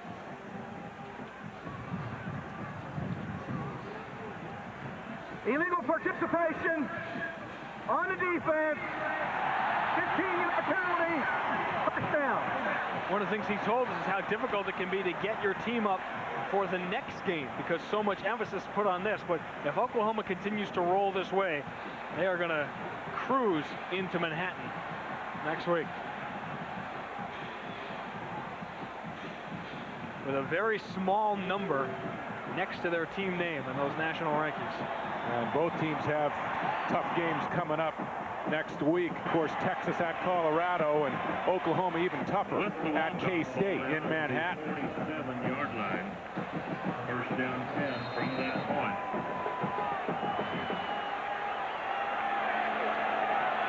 Ronaldo Works, who we talked about, the true freshman, is now in as the tailback.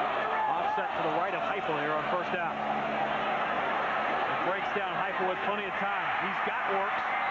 Up close to yet another Oklahoma first down. Well, Purdue is on the board. Back to New York and Terry Gannon. Sean, thank you. After the A train, Anthony Thomas went 61 yards, taking it to the house for the Wolverines to make it 21-3. A record-setting touchdown pass by Drew Brees, 25 yards to Vinny Sutherland. It is 21-10. Brees now with 75 touchdowns, the most ever by a Big Ten quarterback. Sean.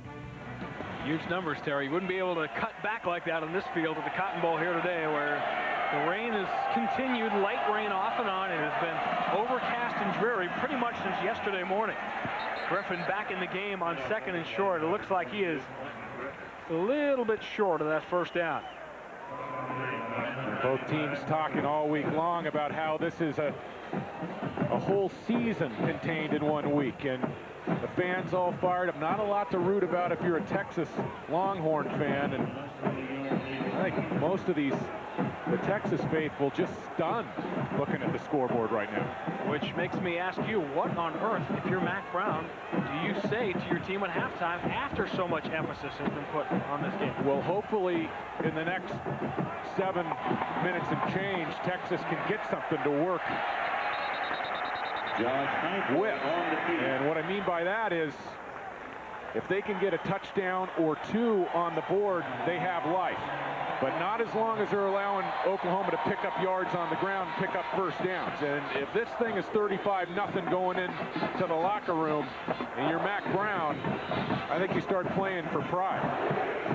The football gods who love to throw screwballs at this game seem to throw us one on that apparent interception by Quentin Jammer that was overruled. The ball later went back to Oklahoma. Instead, the game has completely turned the other way, and you see what Oklahoma has done.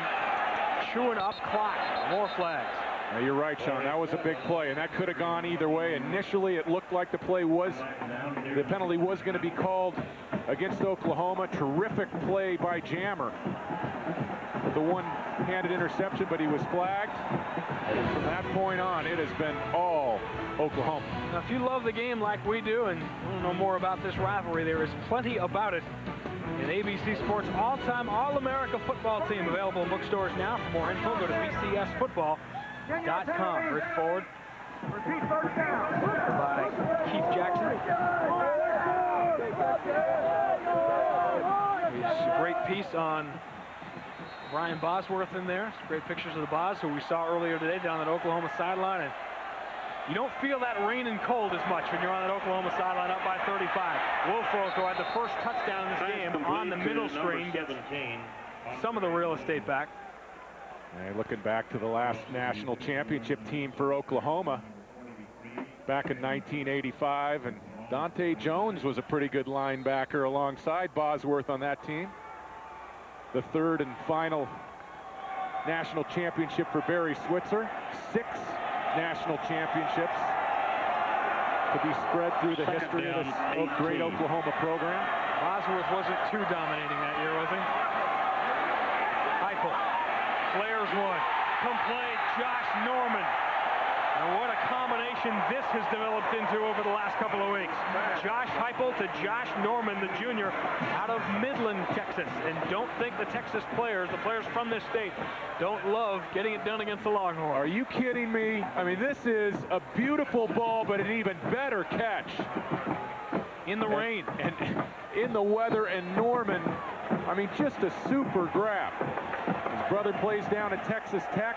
Great player in his own right. And Norman using his size on the outside. Works the true freshman. Takes a big shot in the back. That one is going to leave a mark. It was Casey Hampton taking out some of his frustration on the true freshman from Tulsa, Ronaldo Works. Well, and both of these teams coming into this game have, you know, thoughts and a shot at a national championship if they run the board. Nice shot of the inside running and the tough going against that Texas defensive front, but Oklahoma just comfortable to mix things with the run and pass. And as long as Heupel takes care of the football, they can mix some passing. Luttrell tripped up at the line, falls forward. Well, Texas, you're right, David, because they were ranked high to start the year. Their loss was not a convincing one. It was an early season loss on the road at Stanford. They were right in the mix. If they were to win this game today, they would have had the inside track with a schedule this year that has them not playing Nebraska or Kansas State. They could have walked backwards practically into the Big 12 championship game. Instead, now Oklahoma will take the driver's seat in the Big 12 South if they can go to 5-0. Oklahoma still has to look at Kansas State and Nebraska and a potential matchup against either one of those teams in the Big 12 championship game. Luttrell is inside the 10. First and goal, and another third down conversion. Oklahoma is 6 of 7 today on third down. Well, how about Seth Luttrell? Great blocker, unbelievably tough player. You know, what really stands out about number 35 is his toughness. And there's a lot of experience, both offensively and defensively, on this Oklahoma team. It's really showing up this afternoon. Well, Seth Luttrell knows a little bit about this game. His daddy was a fullback at Oklahoma before him back in the mid-70s. Heupel will go shotgun on first and goal. End zone, incomplete. First and goal, 4-receiver shotgun, just like old-time Oklahoma football, right?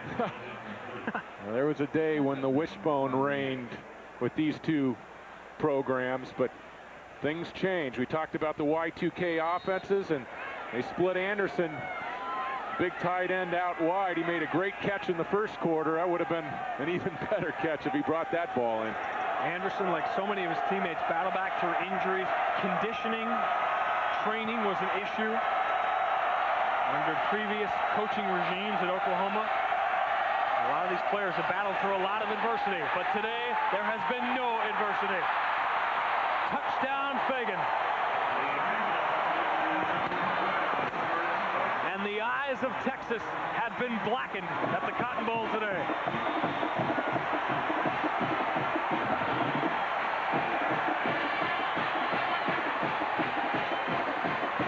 Well, this is an end around.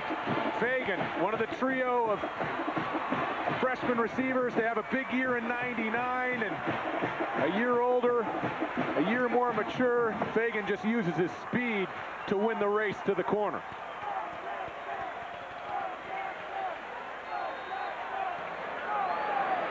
The busiest guy in the field has been Tim Duncan, kicking extra points.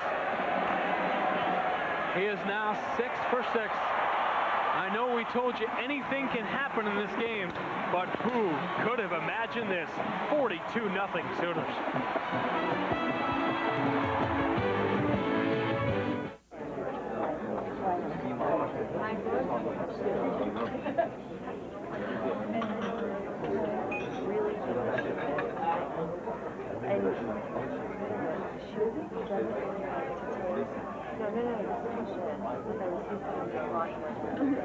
And then she took it.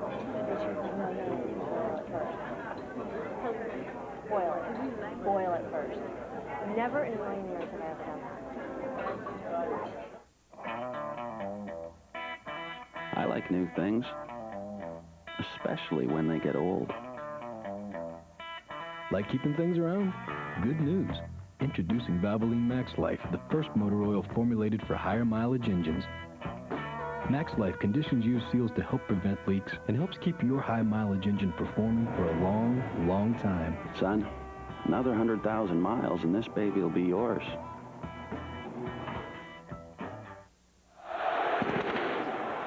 What a contrast at the Cotton Bowl today in the two halves of the field, which traditionally are split between red and orange. Well, the contrast now is between uproarious celebration and shocked, silent disbelief.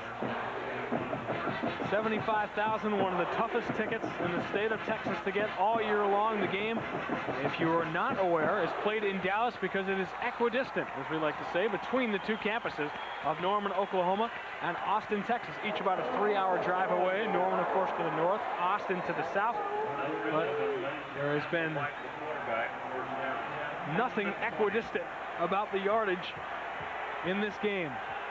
The dominance of the line on both sides of the football, and simply an unfathomable 42-0 score on the board. Major Applewhite completes a short one to Artie Ellis. Clock will keep on rolling. Now this rivalry has been played in Dallas since pretty close to the turn of the century and moved to the Cotton Bowl in the late 20s. The stadium hasn't seen this lopsided score in the first half in a long time. The biggest margin of victory in the history of this game was 45 points. Oklahoma shutting out Texas 45-0. Look out for another one. Almost picked off by Ante Jones. There are flags down. I think Derek Strait's going to be hit with a flag here. Cornerback for the Sooners. In fact, there has been some talk. Pass interference on the defense. It'll be a spot foul. Automatic first down. Well, there'll be some talk coming up at the half. Our Valvoline halftime with Terry Gannon and Terry Bowden. Coming up in New York, get you caught up on the scores of all the early games like this one. Can't wait to hear what Terry Bowden has to say about the score we are looking at right here. First down, 10 from the 30-yard line. Coming up at the half, Terry will sit down with his brother, Clemson coach Tommy Bowden, discuss his sacrifices for success. Love when the Bowdens get together. Finally, a big play. Hodges Mitchell into Oklahoma territory. And off on the play goes to Hodges Mitchell. Now you talk about a long time coming. End zone view, sitting in the shotgun, the underneath handoff. And for the first time in this ball game, we get a look at the explosive speed up the gut by Hodges Mitchell. But now the Longhorns will have to go into the Oklahoma half of the Cotton Bowl. And the Sooner fans are waiting for it. Applewhite has all day, has a man middle of the field, another long pass play and a first down. Brandon Healy. And it's been the seniors today, the upperclassmen, David, in this rivalry game, Healy and Montrell Flowers, who have made the calming play. Yeah, Healy's the wily veteran, and a nice job by Applewhite to sit in and give Healy a chance to get open, and Everidge, pretty stiff hit right there from the safety position. By far, Texas' deepest penetration of the first half. They've got to make it count. Applewhite, the fade, has Williams, end zone, flag flies. They got the interference call again on Derek Strait. I'm not quite sure that ball was catchable, but certainly a lot of bumping going on the outside. That's straight once again. He used the left arm. And even though the ball was uncatchable, they may still call pass interference here. Pass interference on the defense. Stop foul. Automatic first down. Well, Mike Stoops, one of the co-defensive coordinators, pretty hot, and the reason, on an uncatchable ball, you're not supposed to drop the flag there. And at the worst, you get a defensive holding call. A fascinating coaching staff they have put together here at Oklahoma.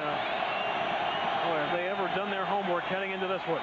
Applewhite on play action sails it out of the end zone. Flowers was the only one in the remote vicinity. Yeah, that was not Major throwing the ball away. That was a wet ball.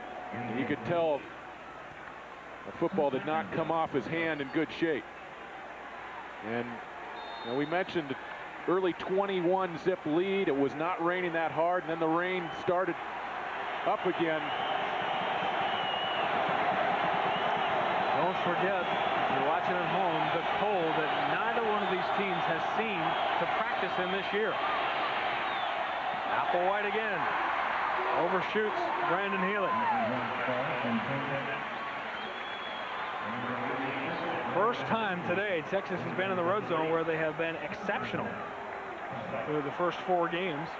Both teams have been very, very efficient in the red zone. Only one possession for each of these teams has gone awry in the early season.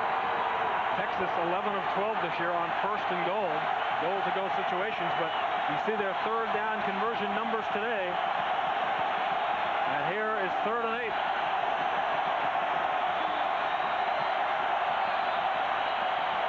And the Longhorns get something on the board. You bet they can. Hodges Mitchell. Touchdown, Texas.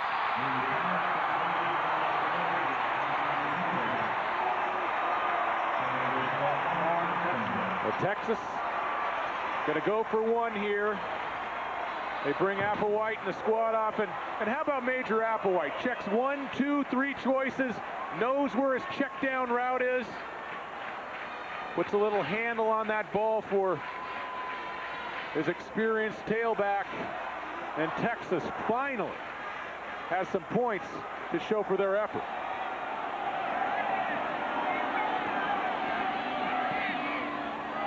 Stockton adds the extra point. If there was ever a game, ever a situation, ever a rivalry in which maybe the craziest finish of all time in college football could happen, well, this would be the place and this would be the time. Well, if I'm Texas with all the talent that I have, with Major Applewhite, Chris Sims at quarterback, the skill position athletes, I start treating every possession as a clock drive. Texas has 3 timeouts left here in the first half. I would use those timeouts to try to get the ball back in my offense's hands, try to cut the lead with another touchdown, or at worst, a field goal. And then in the second half, you're looking at maybe going no huddle the whole way. If Oklahoma scores another time or 2, this one's over. In fact, it already might be over. Well, throughout the day, we've been bringing some of the great moments from the rivalry in recent times. We told you that Ricky Williams struggled in his first game back in 1995. Coughing it up here, Jeremy Alexander had a chance for Oklahoma to win the game, but a high snap, he hooked it left, and it ended in a 24-24 tie. Like all great rivalries, some of the best games end up in ties before they change the rule with overtime. And Applewhite with the numbers early, but not good enough numbers to quell the Sooner wave that swept over the Cotton Bowl. And in fact, in this game, in the first year of overtime in Division I-A football in '96, this game went to overtime. For the first time today, the sun is now trying to break through the clouds. Ironically, coming as soon as Texas got in the end zone.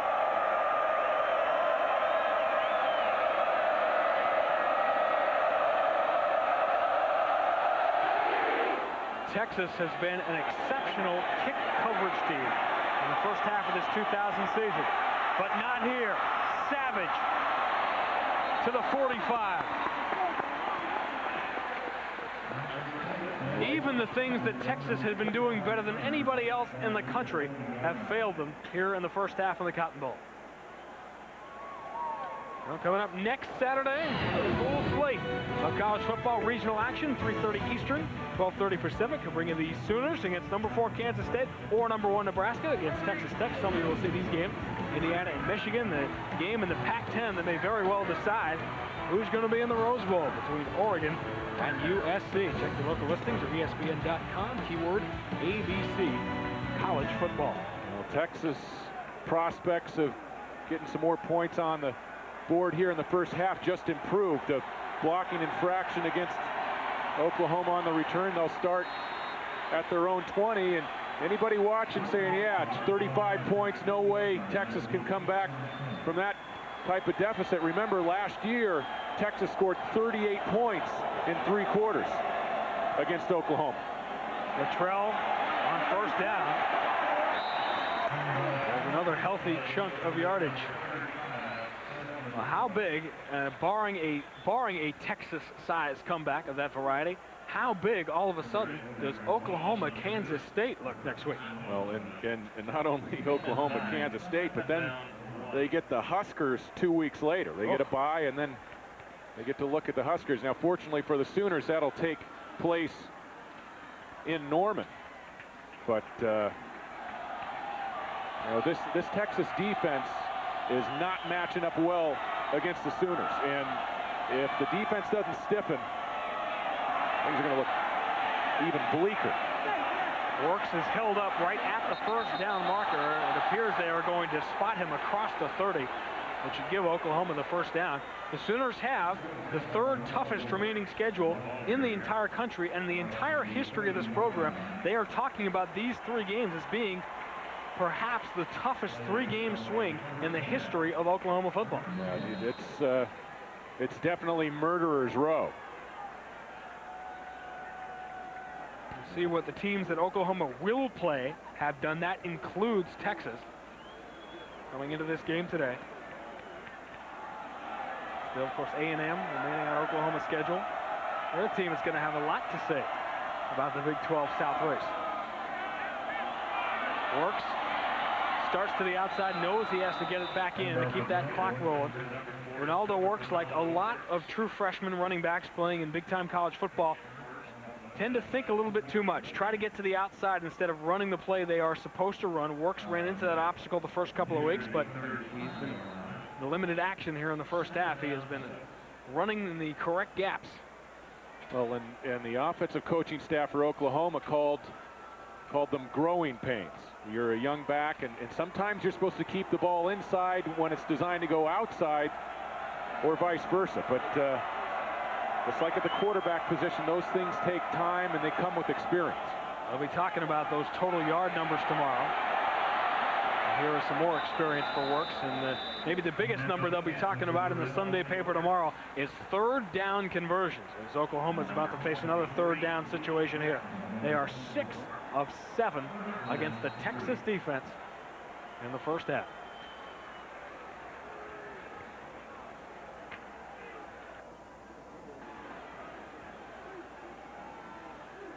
Play clock, sorry David, play clock is now at 10, 9, 8 seconds remaining, so you see they'll snap it with about 9 on the clock.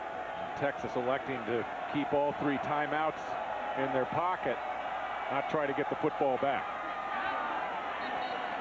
They would probably make the punt if they had to, but Latrell gets the first down, and that is going to do it for a first half they will be talking about in Norman for decades to come. The Oklahoma Sooners have made a huge impact on the national scene. They have dominated their arch rivals in the first half.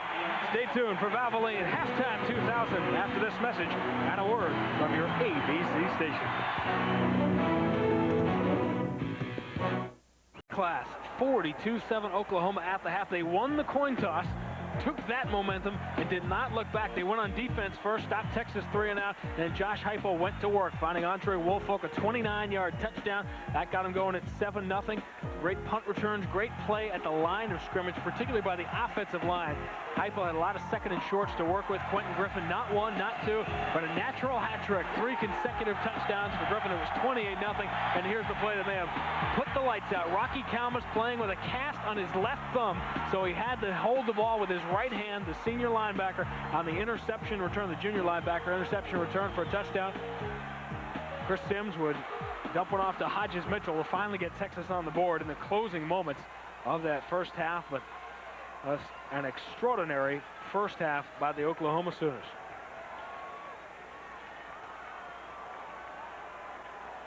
Talking about Texas and their kickoff coverage. Chris Sims threw the interception to Rocky Kalmus.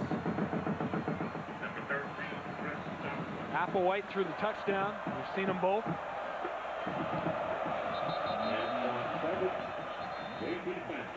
It has been cold and raw and raining here in the Metroplex the last couple of days. Bevo, who was not amused, I think, of the conditions at the start of this game, is not someone you want to hang out with right now. The Bevo's handler is getting farther and farther away as the day goes on. And I don't blame them.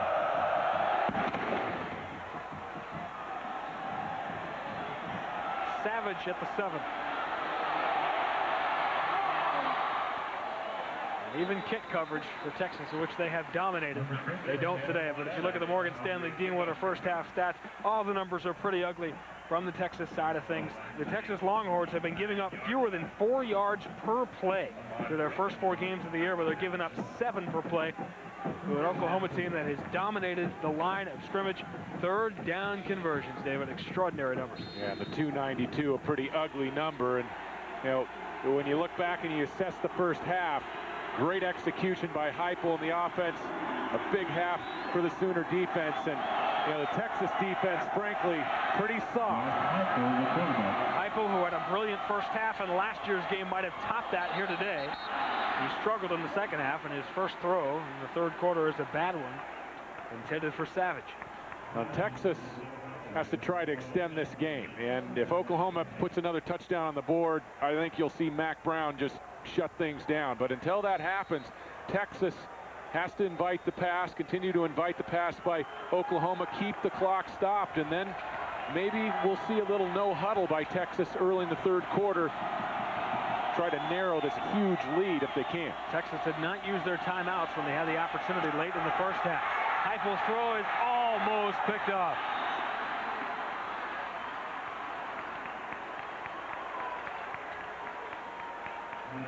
He's human.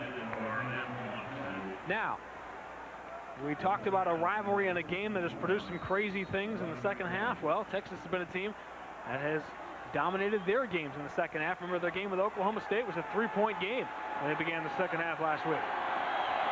And this rivalry in this game in the second half is like the Jeopardy lightning round. The scores can really change.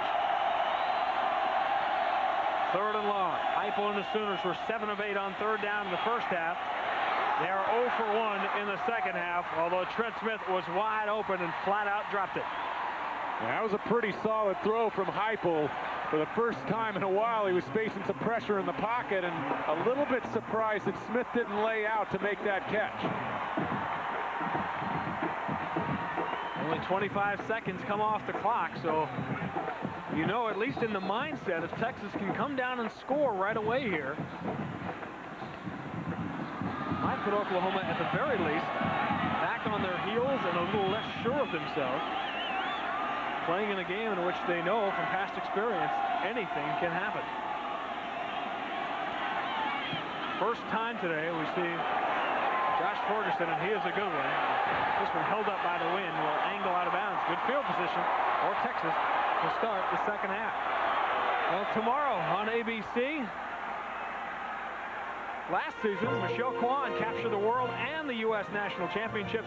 Now the road to gold begins again when ABC Sports presents the Kerry Lotion Figure Skating Classic tomorrow at 2 o'clock Eastern, 3 o'clock out on the West Coast.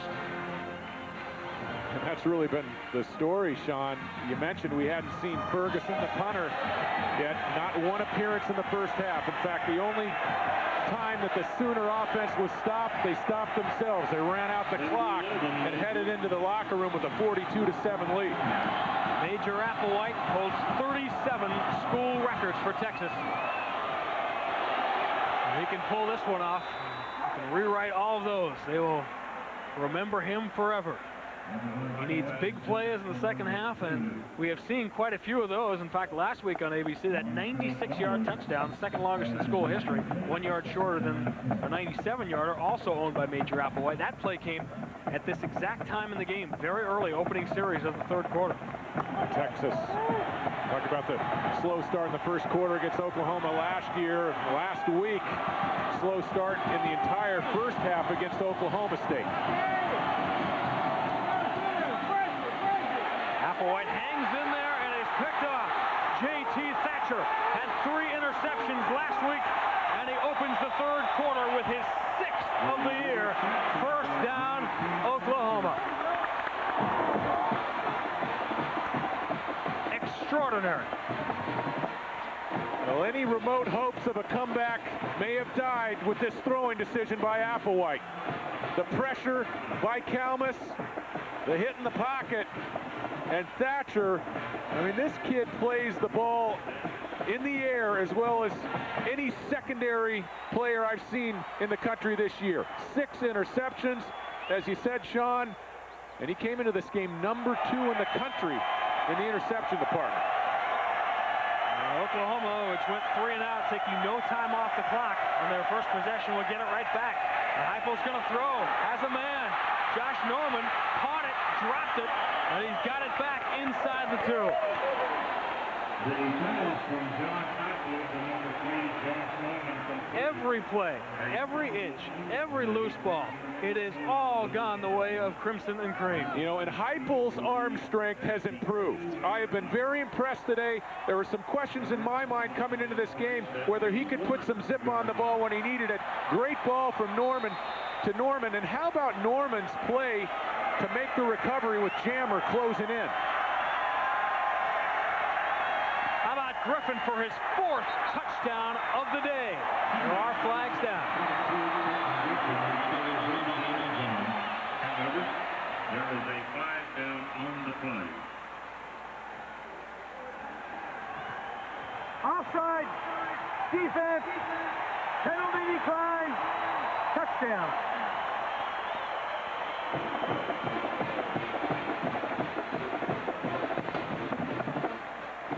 You see right there, Roderick Babers, the cornerback, in the neutral zone. Oklahoma, as they did throughout the first half, didn't faze them, continued to execute.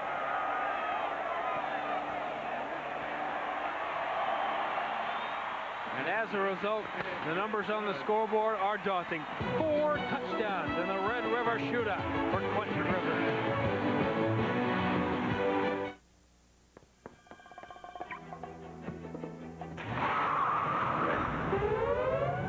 She's in the black Bonneville. The Bonneville with MagnaSteer. It uses an advanced magnetic field for handling so precise, it can even outmaneuver itself. Stop all black Bonnevilles. The Bonneville SSEI. Luxury with attitude by Pontiac. I want the boneless buffalo wings. We got the boneless buffalo wings. Leave out the bone. Who needs them? Boneless buffalo wings. Only at Chili's. Boneless buffalo wings.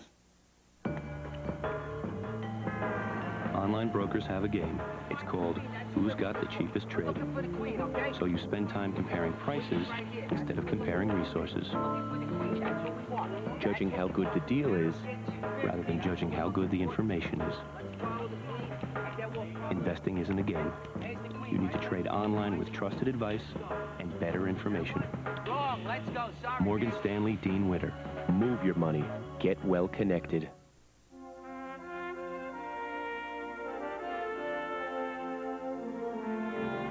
The ability to have hands-on brewmasters working with the finest ingredients. In the barley fields and in the hop fields, everyone has a genuine passion and commitment to upholding the highest standards. Quality, freshness, attention to detail. Blend those things and you have what Budweiser is all about. Great resume. What else you got?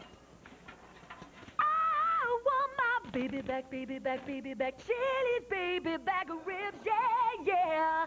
Barbecue sauce.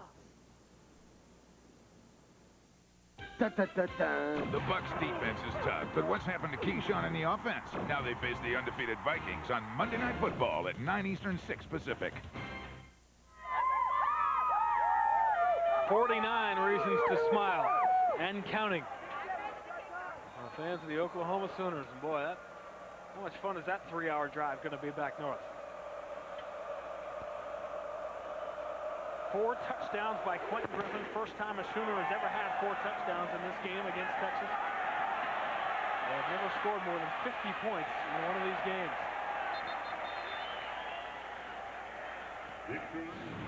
Terry Gannon back here in Times Square Stadium in New York. The Sooners seem to have this one in hand. Let's take it to the exciting conclusion of a Big Ten matchup. Michigan leading Purdue 28-16 in West Lafayette. Here's Brent Musburger. A lot of penalties in this game, but so Michigan leads Purdue 28-16. With Gary Danielson and Jack Arute, I'm Brent Musburger. A key Big Ten match. Michigan, unbeaten in the conference, suffered 1 defeat at the hands of UCLA out of the conference. Purdue beaten last week by Penn State, and they're trying to rally now. Drew Henson is 21 of 26 as he goes to fire for the 27th time. Incomplete. He's thrown for 212 yards and 3 touchdowns. And folks, you just joined us in time for something we haven't seen all day, and that's a punt. First punt of the game. Hayden Epstein trots onto the field to punt for the Wolverines, and Vinny Sutherland, who has scored one of Purdue's 2 touchdowns, is back deep, trying to ignite a fire. After the halftime intermission, Purdue took the ball, drove down the field for a touchdown, and missed the 2-point conversion. Off the side of the foot, takes a Michigan roll, and they'll take it inside the 20-yard line. And Lloyd Carr is headed to talk to someone, folks, in a hurry. We got timeout, 28-16.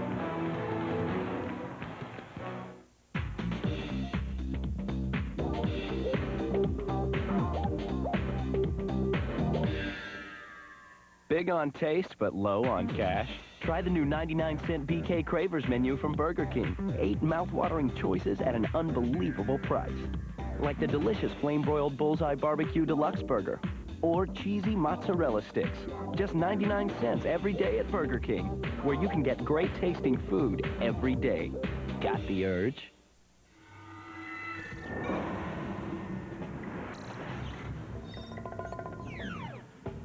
Masterson. ID check, sir. With 63 personalized features, it's the luxury sports sedan that recognizes you. You're clear, sir. The Bonneville SSEI, luxury with attitude. By Pontiac. Want to start a family? Right now? I just got supplemental insurance. What's that? Aflac.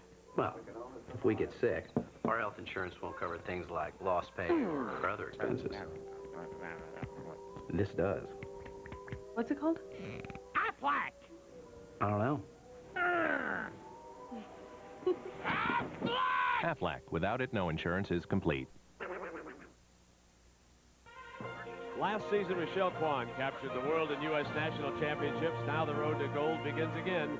ABC Sports presents the Kerry Lotion Figure Skating Classic tomorrow at 2 Eastern, 3 Pacific time. I made the comment that Lloyd Carr was running after somebody. He was running toward his defensive unit here, Gary. And I think right now Lloyd realizes how important this drive is. He knows if Purdue scores here, it's going to be a dogfight for the rest of the game. His offense just let him down with a 3rd and short, and he's saying, come on, defense, play this like the last drive of a game. We need a stop here. Purdue trails by 12 points right now when he yanked his headset off. He appears to have damaged it a little bit, so Lloyd's repairing it so he can hear his assistant coaches. 4 down linemen. They fake the end around. Breeze has got a running back wide open, and Cedric Brown out to the 27-yard line. So patient Drew Brees is. Had guys looking for the home run. That was a play looking for a home run ball. It wasn't there. He read his keys. He remembered what he looked at in film. He didn't get the look, so he just dumped it off and is going to try to move the chains. All you young quarterbacks out there, the big play will happen. Watch these 2 guys taking the little play. Breeze keeps it. First down. Hit the mark. Run all the way that time. And for you folks who joined us, let me show you 2 plays that Purdue would dearly love to have back. In the first half, on their opening drive, they drove for what would have been a touchdown, but the pass is dropped in the back of the end zone. They settle for 3. Then a bad call. They gave Michigan the ball on an interception at the goal line, and Howard obviously did not have control, but Michigan took it and marched for another touchdown. Now it's 1st and 10 here for Purdue. Drew Brees sprinting to the left. Drops it off to Sutherland, and Sutherland is out, and you just can sense a different rhythm with this Purdue team this half, Gary. Brent, I think they went in at halftime and said, listen, they haven't stopped us. Come on, we're beating ourselves. We can move the ball on these guys if we're just patient. Let's just try to make first downs, and let's not try to do everything in the first half. I mean, in the first drive, excuse me.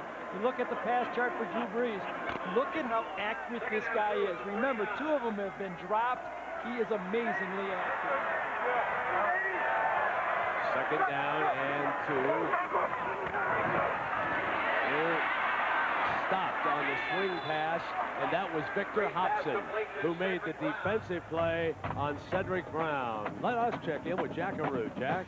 Well, Gary, you talk about the changes that are made at halftime. One of the things that Jim Chaney, the offensive coordinator, loves to do is say, get a philosophical feel for his opponent's defense. Then he says, I'll narrow down 100 plays to maybe 20 to 25. And then he says, at halftime is when we make our big adjustments. Looks like, as you said, they've done a good job.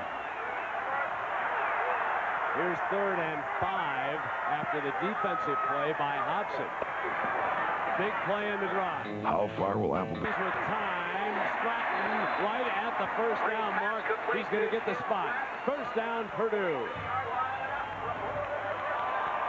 The theme of stopping Drew Brees is mount the receivers and get a hand in the face of Drew Brees. Watch how long he has to throw this ball. He's just going to stand there. No pass rush at all.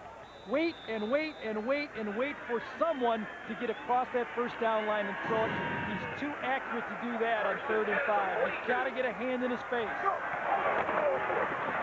a handoff now and Brown to the 46, and Dave Petrozello was asked about their attitude after Brees is successful. What do you do? Patience. You know, this is this team is just one that you have to keep going. You got to keep going. You can't start letting his big playmaking ability get you down. You know, and going out there and just having the attitude of not quitting and keep going. Well, here they are on 2nd and 6. Incomplete. Trying to thread the needle. Whitley with good coverage on the wide man. It was Keith Dawson on the sideline. That was a big play for the Wolverines right now. And they switch 5 different players. Jimmy Herman, now a 6th man. Fresh will be rotated. Keeping fresh troops on the field, Gary. Right. Remember last time, no pressure on the quarterback. This time, let's see if Jim Herman tries to change it up and put pressure by rushing more than 3. 3rd down and 6. 3-man rush. Brees waits, middle, got it, first down. John Standiford to the 41-yard line.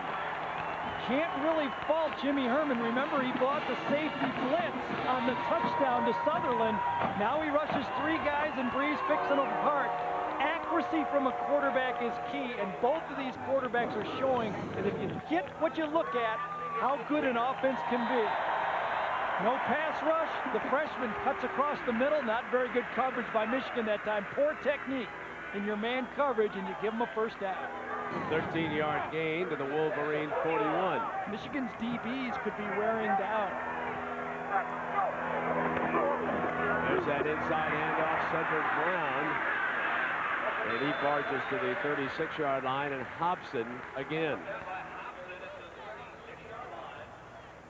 Well, we go back historically, and you can see how Breeze measures up with Chuck Long. He was a great Iowa Hawkeye quarterback. 75 touchdown passes now, with that one in the first half to Vinny Sutherland. Broke the tie with Long. You can see the total offense ahead of him and closing in on pass yards. So he'll hold the conference and the Purdue passing records when his fabulous career is finally over here at the end of the season. Breeze has got it. On a quarterback keeper, not much out of it because Whitley read it well, and number 5 quickly moved to the attack. On that play, Drew Brees has the option of keeping that ball on his own. The rest of the offense didn't even know that time he was going to keep it. Look at that, 20 for 25. He's 20 at 25. Hinson is 21 at 27. Folks, we have had the gunfight at the OK Corral between these two here today. You know what, Brent? The fire alarm kept us up awake last night over at the hotel. We stayed with Michigan, but I don't think Jimmy Herman slept anyway. 3rd down and 3. Hinson. Breeze fires complete to the 25-yard line. Yeah, first big-time catch. That's the first one Breeze kind of pulled the string on it, and his senior receiver bailed him out this time. A little bit of pressure up front. Breeze sidesteps it to the outside as he goes right past Eric Wilson that time, throws it a little low, and Sutherland comes back and picks it up. Andre Henderson is split out to the left for Breeze. On a play fake, he's going to run again to the right. Got an alley. 15 and out of bounds. So college football on ABC Sports is brought to you by the new 2001 Pontiac Bonneville, luxury with attitude. Morgan Stanley, Dean Witter. Move your money, get well connected. Dr. Pepper in your local Dr. Pepper bottler. Dr. Pepper makes the world taste better. And BASF. We don't make a lot of the products you buy. We make a lot of the products you buy better. Brent, us along with a lot of people up in the press box at halftime, we're talking about Michigan as being maybe the best team in the country. I don't know if their defense is the best team in the country, but this is a young defense, a lot of injuries. 2nd down and 2 after the Breeze run. And Lowe back on the field, slips through. Touchdown, Purdue! They score on their first 2 possessions of the second half.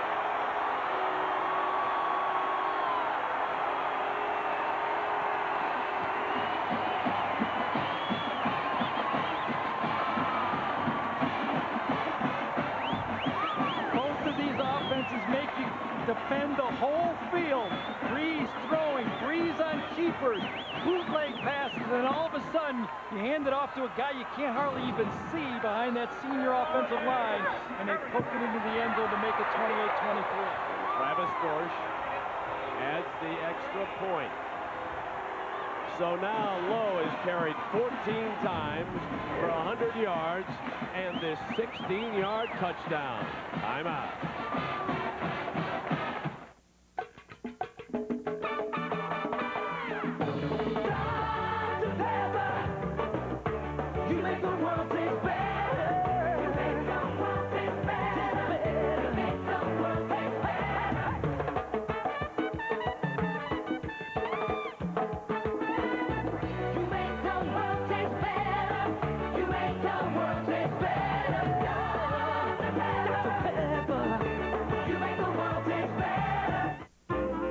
BASF, we don't make the seats.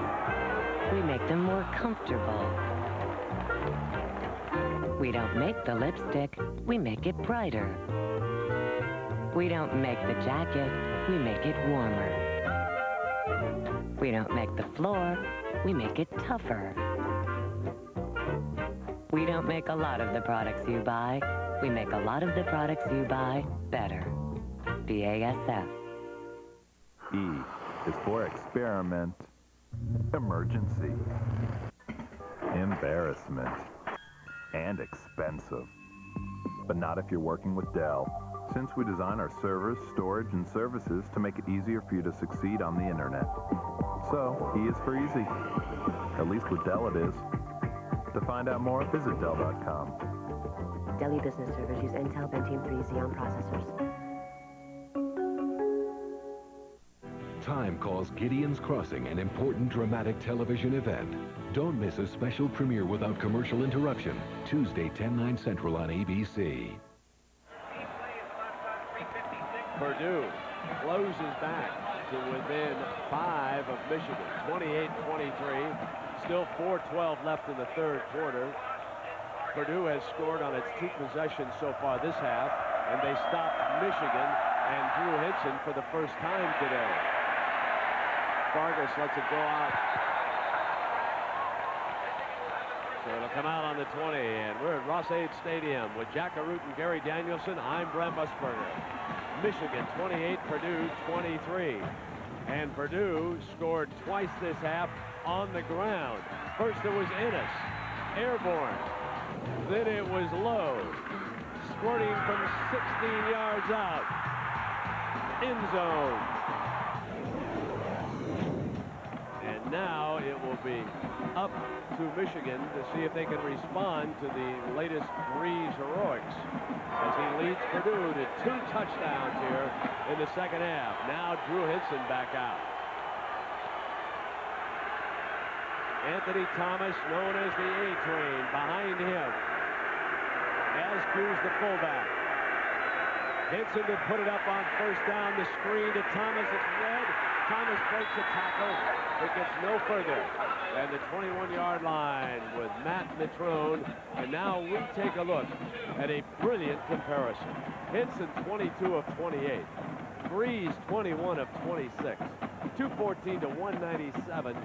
And Breeze this half, Gary, has been on fire. 9 for 10 in the second half of this game. Just remarkable. Absolutely. You know, one is an Elway-esque, and the other is Kurt Warner in accuracy, the way he throws the ball. Second and 7, here comes the end around, and here comes Bellamy. Bellamy out of bounds at the 36-yard line. First down, and we send you to Jack Arute. Well, Brent, we saw Lloyd Carr talking to his defense a couple of series ago. Roxback took his defense just before they went back on the field and reminded them that they need to keep it very simple. He said quite explicitly, remember, it's one series, series by series. And he said, you know what? Even more so, let's just keep it play by play. I think the coaches know that they're involved in one that could go to the last series. When you watch Carr on one side and the coordinators for Purdue on the other, you just get the feeling of the intensity building in this one. Here comes Thomas. Very interesting, Glenn. Both of the head coaches, Lloyd Carr and Joe Tiller, got their roots as defensive coordinators in college football. Well, tomorrow, the PGA Tour's fall finish is in full swing. ABC Sports travels to Virginia. Final round coverage of the Michelob Championship at Kings Mill. Tomorrow live at 4 Eastern, 1 Pacific on ABC.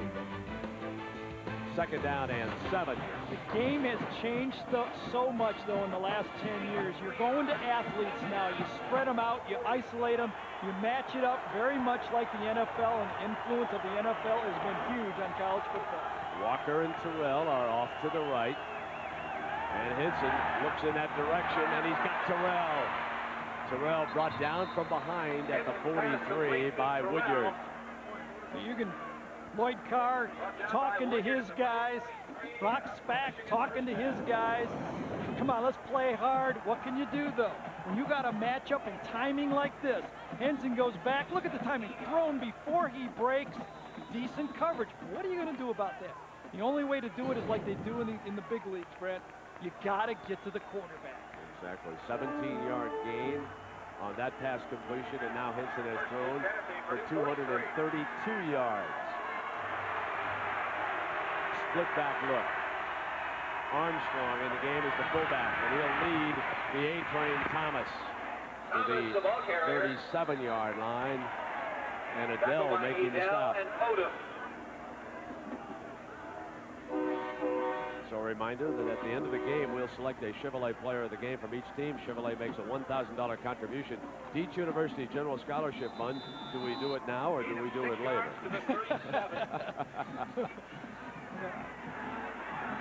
And Terrell limped off to the side after that completion. So he's out of the game right now on 2nd and 4.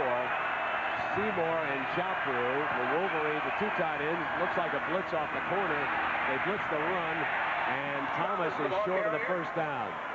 Joe Odom was in on the stop down there.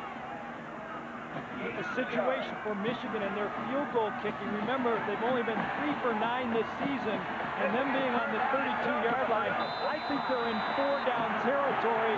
No matter what, they've got 2 yards to make, 2 downs here to make a first down. Jackaroo, what's up with Terrell? We see he's coming. Well, we know he's coming back in the game, my friend. What happened? Yeah, but Fred, the thing you have to be concerned about is the reason he came out. He's starting to cramp up. It's kind of cold, and I'll tell you what, if you start to cramp now, you got another whole quarter to go. 3rd down. They run, and Purdue ate the play up. Thomas never had a chance. They stormed the walls, the Boilermakers did. Now they have to punt, don't they? Jason Lorzell makes another big play for Purdue. Very interesting decision here by Lloyd Carr as you look at this stop. I mean, Breeze is going to gain yards no matter what happens. Lorzell's going to come right over the middle right here, just like he stopped it earlier in the game. Comes in from the linebacker stunt.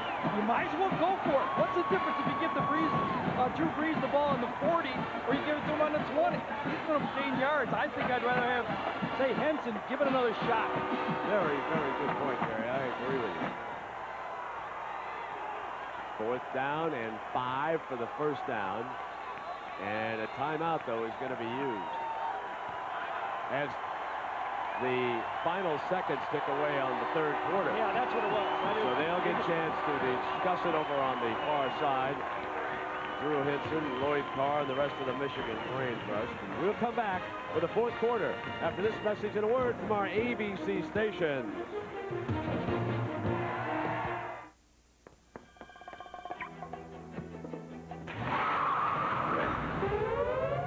She's in the black Bonneville.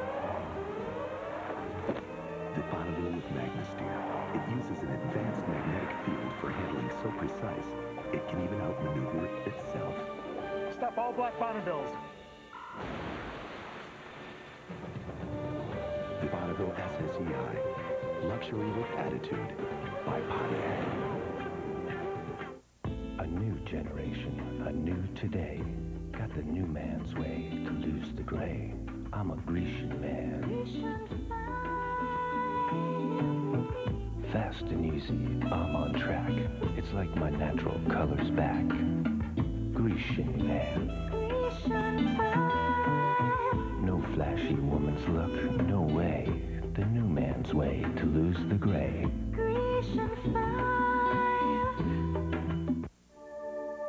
A tiny planet with the perfect climate to support life is warming.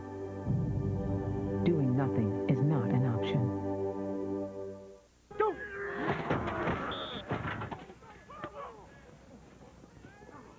Ohio State faces Wisconsin, or other regional action, next on ABC. ABC Sunday, the season premiere you waited all summer for. I've never been more ready for any trial in my life. I've never done this before. Done what? Traded on our personal relationship. It's a whole new season of the Emmy-winning drama. The Practice premieres ABC Sunday, 10, 9 Central. Welcome back.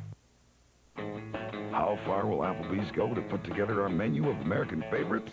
Today, we head for Texas, birthplace of Tex-Mex cooking, and inspiration for Applebee's new fire-grilled fajitas.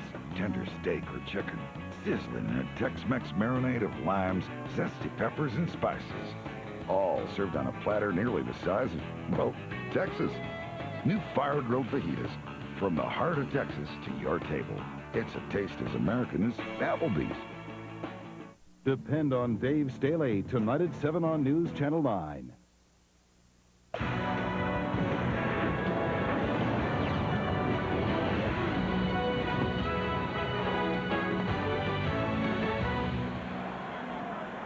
And ladies and gentlemen, this is just a great quarterback. duel between Breeze and Hinson. I don't know that I remember a couple of college quarterbacks two great going at it players. like this. Henson early in his career and Breeze at the end of his career, but a fascinating football game. Michigan now has a decision to make.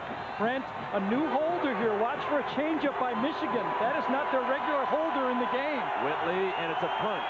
They're going to pooch punt. Yeah, nice play. Epstein out of it, try to get the ball inside the 10 if they can. It's a great call. Out of bounds, as Epstein, the regular punter, is also their long field goal kicker.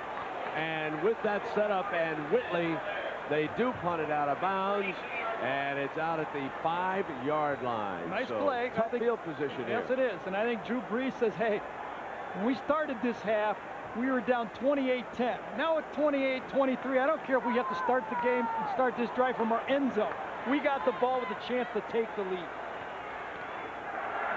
So Drew Brees, who drove the Boilermakers to scores with their 2 possessions in the 3rd quarter. They have closed to within 5, 28-23. And it's Montrell Lowe behind the right sideline, perhaps the 6th, and a busy, important day in the Big Ten, the month of October, and Northwestern blowing out Indiana 31-14. Michigan State and Iowa in a dandy there. Iowa desperate, and Minnesota up 5 on Penn State coming off the Purdue win. And later here on ABC, you'll see unbeaten Ohio State against the Badgers of Wisconsin. So a lot of things happening around the Big Ten. One of the headlines has to be the work of Northwestern this year, and Gary Danielson's young son, in case you don't know it, Matt Danielson, a backup quarterback up there. I know, Gary, well, let's give you talked to him, we did, and he's got to be so pleased with his team. They're all thrilled, but you know, a lot of credit goes to Zach Kustok, their starting quarterback. He transferred from Notre Dame, you know, worked hard to be eligible there, and he's had a great season. Real happy for Zach. He's had a great season for them. And they've got a terrific running back in Damian Anderson. Perhaps early in November, if they keep going, and they play Purdue next week, that won't be easy for them up there. How about that showdown, Michigan-Northwestern? Would that be something? On the 4th, that was Rackets who limped off from Michigan as Drew Brees sprints out of the end zone, fires, almost picked up by Whitley. A dangerous pass over there to Morales, and Whitley had a shot at it. That time Drew Brees got greedy. He had Sutherland for a nice 5 or 6 yard play. He passed up his first completion, trying to get a big completion that time. Watch Sutherland to the outside. He's going to come in and then go back out, and he's wide open on the play. Sutherland comes in, goes back out, throw him the ball. That might be a first down. He goes for the big play and almost gets burned. Now here's the 3rd down that Whitley and the Michigan defense want to stop Brees and Purdue on right here. 3rd down, and give Hinson decent field position after the punt. From the end zone, Brees responds, got it, no, drop. It looked for a moment like Sutherland might hang on, but it was Whitley over there again making a big play off the corner. Whitley having a huge afternoon here for the Wolverines. 2 good plays. He's been busy. He really has. And Brent, I wouldn't, you know, I know that was close, but I think that was a good defensive play by Whitley that time. Whitley was right there.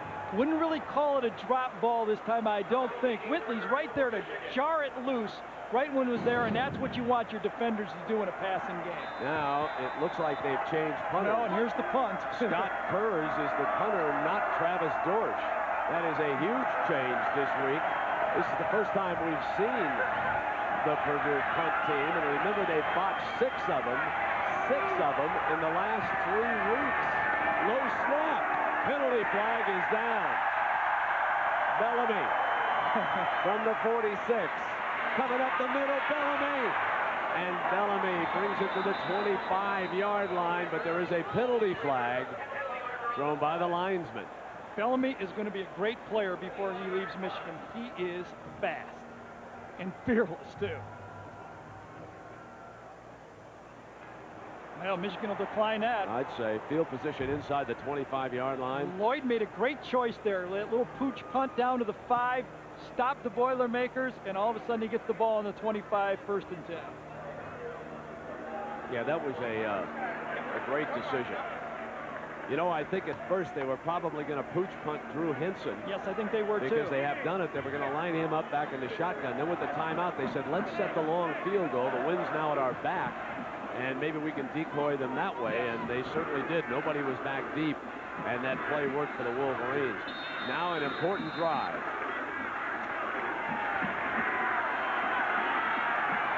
You can see the take charge guy, number 7. There's no question about who runs this Michigan huddle. There is no doubt. And he's 23 of 29 for 232 and 3 touches today. Thomas, they've used him on screens when they're spreading. This time they run away from him with the fullback Askew. Penalty flag comes flying. We're going to get holding, though. Sean Phillips was held by the tight end that time, Billy Seymour. Second big mistake by Seymour. And also, Jonathan Goodwin was irate about the call over here, too, Gary. Seymour held, though, right at the end of the line. At least one of them. I don't think they can give him more than one penalty, but Seymour held.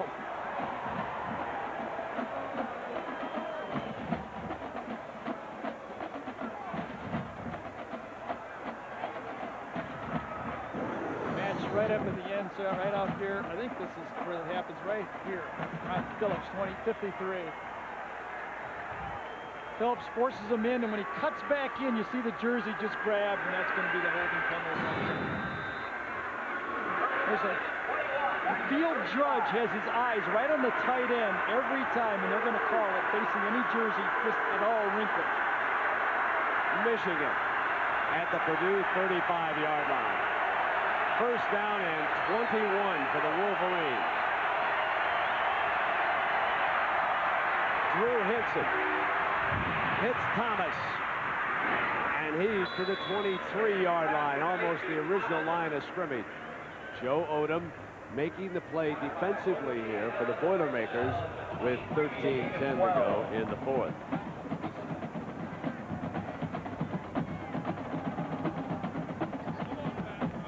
Welcome to West Lafayette, everybody, with Gary Danielson and Jack Arute. I'm Brett Musburger. Big Ten thriller. Michigan 28, Purdue 23. Two fine quarterbacks going toe-to-toe. Right now it's Drew Henson in Michigan. Second down on the drive, and Marquise Walker short of the first down for the Wolverines. Marquise Walker with 8 catches today for 60 yards. Ralph Turner from Dallas, Texas makes the stop. David Terrell is playing now at about 75% capacity. He is saving himself. He's limping out when plays that he's not involved in. Maybe he's saving himself for a little bit of gas he has left to catch a ball, but he is not 100%. This is 3rd and 2. Here he is right at the bottom of the screen back there. Henson looks downfield. Gets rid of it. Incomplete. It's 4th down, and now Michigan will attempt the field goal. I think they wanted to go to David Terrell deep that time, and he couldn't get down the field. David has to tell his coaches that he's not 100% and come in with somebody else. Here's the fade. Look at Terrell. Cannot run full out. No one to throw to, and they had to go off to the sideline. There it is, half speed. David needs to get out of the game, get some salt pills or something. The regular holder, John Navarre, is in this time for Jeff Delverne, who will attempt this field goal for the Wolverines. And Delverne hits a 34-yarder, and Michigan's lead goes to 8. Timeout.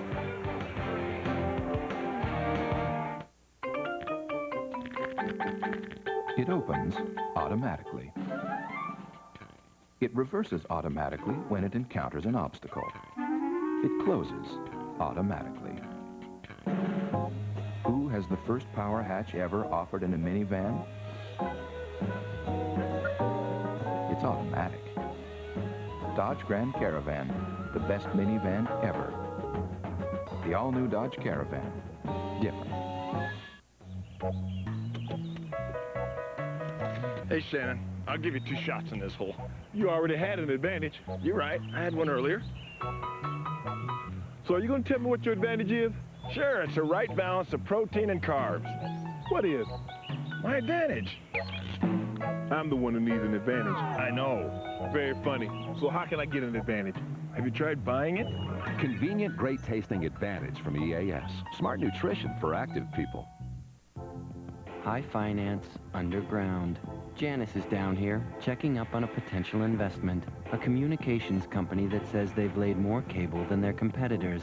They look great on paper, but Janice gets beneath the surface, goes down and counts cable. They do have the most. They're ready to grow. Fast. Just what Janice was digging for. So what's up with your money? Get there. Janice Mutual Funds.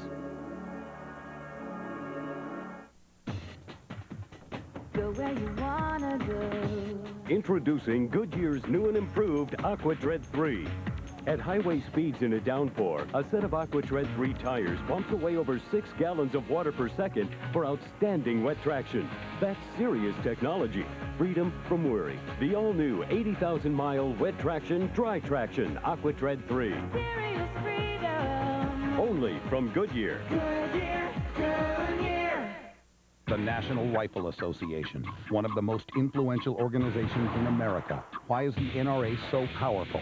Peter Jennings reporting The Gunfight, Monday. 11:55 to go in the fourth. Michigan 31, Purdue 23. And Gary Danielson, this has been a quarterback flame-out. It really has. You know, it's fun to watch. Both coaches have let these guys do it. They're the centers of their offense right now. Drew Henson is the center of the Michigan offense. They're going to let him ride this team the rest of the year. Flame-out. It really has. You know, it's fun to watch. Both coaches have let these guys do it. They're the centers of their offense right now. Drew Henson is the center of the Michigan offense. They're going to let him ride this team the rest of the year. He's going to take them as far as they can go. Now Drew Brees comes on, down 8 points with a chance now to tie the game. Out of the end zone and out on the 20, and we go to Terry Gannon in New York for an NU update. Terry? Brent, thank you. Our Burger King update takes us north of the city of Chicago to Evanston. The Wildcats rolling Damian Anderson, a 15-yard touchdown run, 245 yards, his third touchdown run of the game, 38-14 over Indiana right now. Brent.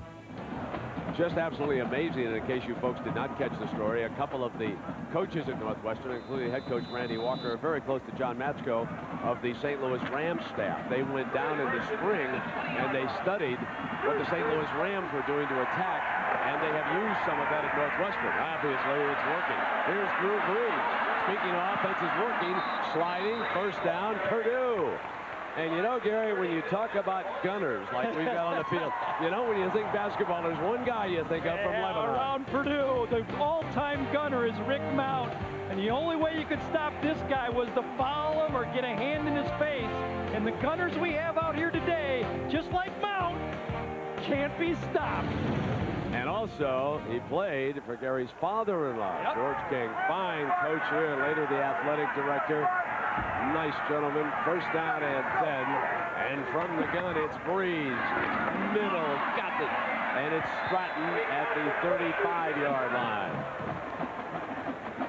He's tucked by our umpire. It's not like he doesn't know there's going to be passes today. He read that one beautifully and just ducked right underneath it. Take a look at this right here. He's going to come up and look at the play, and then he realizes he feels it. He's studying my films. I know they like to cross the guys. Duck out of the way and get the completion. That's nice.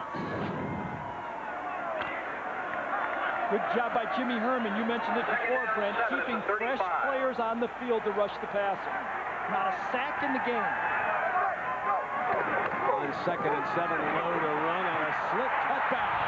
And Brees out runs a block for him as Lowe picks up a first down at the 45. College football on ABC, brought to you by Dodge, and nearly 3,000 dealers will invite you to come and see what's different. Burger King, got the urge?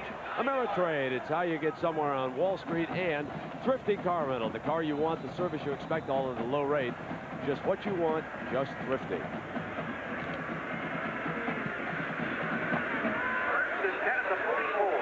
Doing a job today also, aren't they, against this tenacious Wolverine defense that has used a lot of personnel. Here's Brees, Whitley to blitz, pushed out of the way, so he goes deep and incomplete. Corner blitz that time, picked up by the offensive line, and a nice job in the secondary that time for Michigan. Nowhere to throw the ball. Ed Patman had good coverage, didn't he? Sure He came did. down that sideline, Gary. Well-coordinated defense that time. Bring the corner. Dwayne Patman swings across, covers the receiver, giving Breeze nowhere to throw the ball. I'd like to negotiate the 2 professional contracts for Breeze and Drew Henson. Be nice. I think his dad's got one sewed up for one of the guys. He's already locked out. Second down and 10. There's the corner blitz. Whitley's coming, and he's picked up, and so Breeze takes off with the middle, slides to the 50. There's a penalty flag for filing on Anthony Jordan, number 28. Hit Breeze after he was sliding, and the officials had blown the play dead, and they thought that Michigan was just a little overly aggressive, and it is a very, very costly penalty here, Gary. It sure was. Good defensive call by Michigan this time. No one open. Drew gets up about 5 or 6 yards, slides, and then there's the hit late, and it's going to be called every time. Indication against. And they're going to take that ball inside the 35-yard line. Let's get an update on Terrell. Let's go to Jack Arute. Well, Gary Danielson, you said that you thought David Terrell needed to come out of the game. Well, he did, but for the reason he has a problem with his left knee. Actually, his knee has a new knee brace on it. It's one of those rubber braces. In addition to that, he's been trying to stay loosened up by riding a stationary bicycle. He is wounded, but he will go back out. All right, now Drew Brees with a first down at the 35. Michigan again trying to come with foot, and Brees fires complete. Hits his underneath man, Vinny Sutherland again. And that play was being defended by Jeremy LeSueur. Justin Vargas this time, number 34, is in at safety in the football game right now. As Michigan is starting to say, we got to lock on these receivers. We can't let them throw the ball short. Vargas is back playing deep safety, and everyone said he's going to be a future star at the safety position. 9.5 minutes. Here he is out, way out to the bottom of the corner. He's on his receiver one-on-one, bottom of the screen.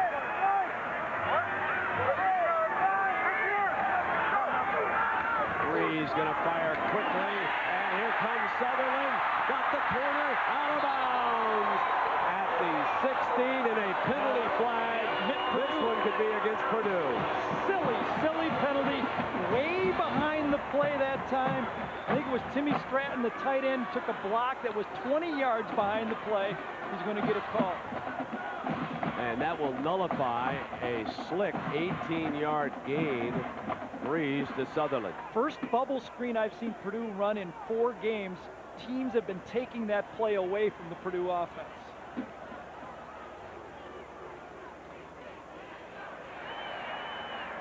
Dead ball. Personal foul on the offense. It's a late hit. 15-yard penalty from the end of the run. The offense still made enough yards for a first down. It'll still be first down.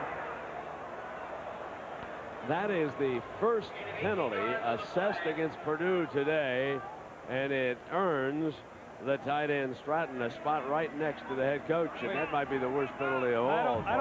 This shouldn't be 1st and 10, though. It should be 1st and 25, or it should not have been a first down. 1st and 10 at the Michigan 30. The referees made a mistake.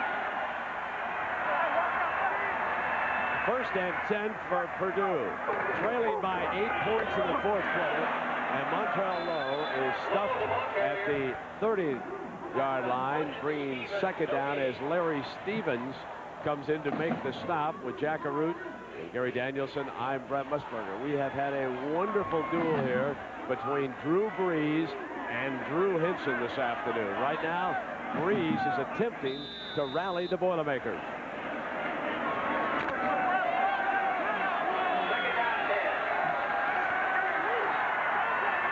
Michigan starting to match up all around the field up there. Complete. And the tight end makes up for it. Tim Stratton earns a first down. Now, this is what Stratton got the what for over here with Coach Joe Tiller. Oh, yeah, and I mean, don't you be doing that, young man, following a play and getting a stupid penalty like that. You understand? We don't tolerate any of that around here, or something to that effect. Yep. And then perfect read by Drew Brees. He found the one matchup on the field that it was a receiver against a linebacker, and that's where he threw the ball. 13 yards, low tiptoes then dashes to the 10-yard line. Nifty inside move by Lowe. Brent, I'll tell you what the Purdue players like about Joe Tiller, though. They don't mind being yelled at like that because he put them back in the game. Every player can take that from a coach. It's when you get benched on a play like that that everybody starts to say, oh, man, I don't want to make that critical mistake and lose my job. Joe Tiller will give you an earful, then he puts you back in there and says, go play some football now. Exactly.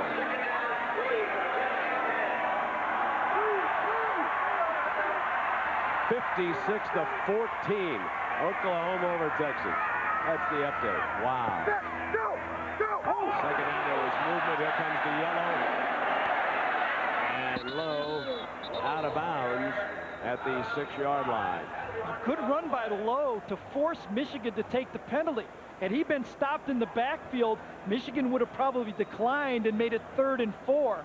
Now they're going to force the Michigan Wolverines into taking a penalty.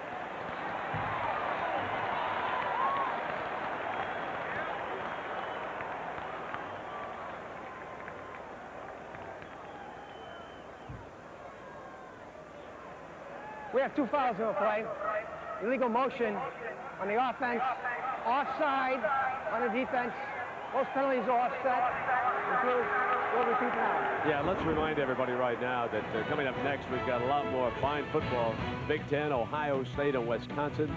The Buckeyes are unbeaten, but they'll have trouble in Madison. Count on it. Nebraska, #1 in one poll, 2 in the other. North Carolina State and Clemson should be a dandy coming up, and also Arizona, USC out west. All right, so it is 2nd down and 3. Purdue trails by 8 points, a touchdown and the 2-point conversion. Here's Lowe, and he is swallowed by the middle of the Wolverine defense. Larry Foote, junior inside linebacker who's very active, #17, played well last week, then injured his ankle and did not return, but he made a nice stop there. I thought that was a curious call, 2nd and a medium that time. Michigan loves when Purdue lines up with 2 tight ends and runs the ball. They're used to running that defense. They need to spread and expose this Michigan defense out. And you can see how we've had 2 dandy rushers today. Thomas and Lowe, both averaging over 16 yards. 3rd down and 3. Michigan's going to blitz here.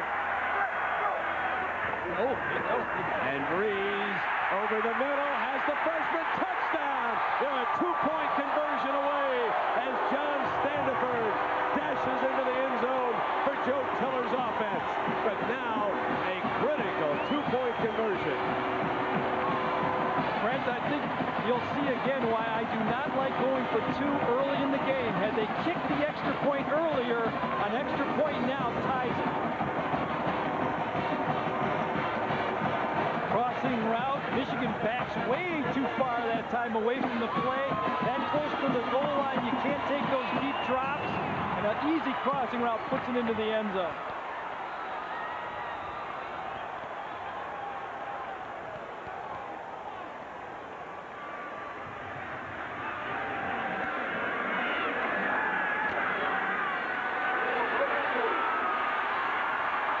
Now Drew Brees. Back in the gun, needs this for the tie. Middle, no, it's dropped. Tight end fell down, slipped in the paint. So Tim Stratton goes down. The pass is incomplete, and Michigan leads it by 2, 31-29. E is for experiment, emergency, embarrassment, and expensive. But not if you're working with Dell, since we design our servers, storage, and services to make it easier for you to succeed on the internet. So, E is for easy. At least with Dell it is. To find out more, visit Dell.com. Dell Business Servers use Intel Pentium 3 Xeon processors.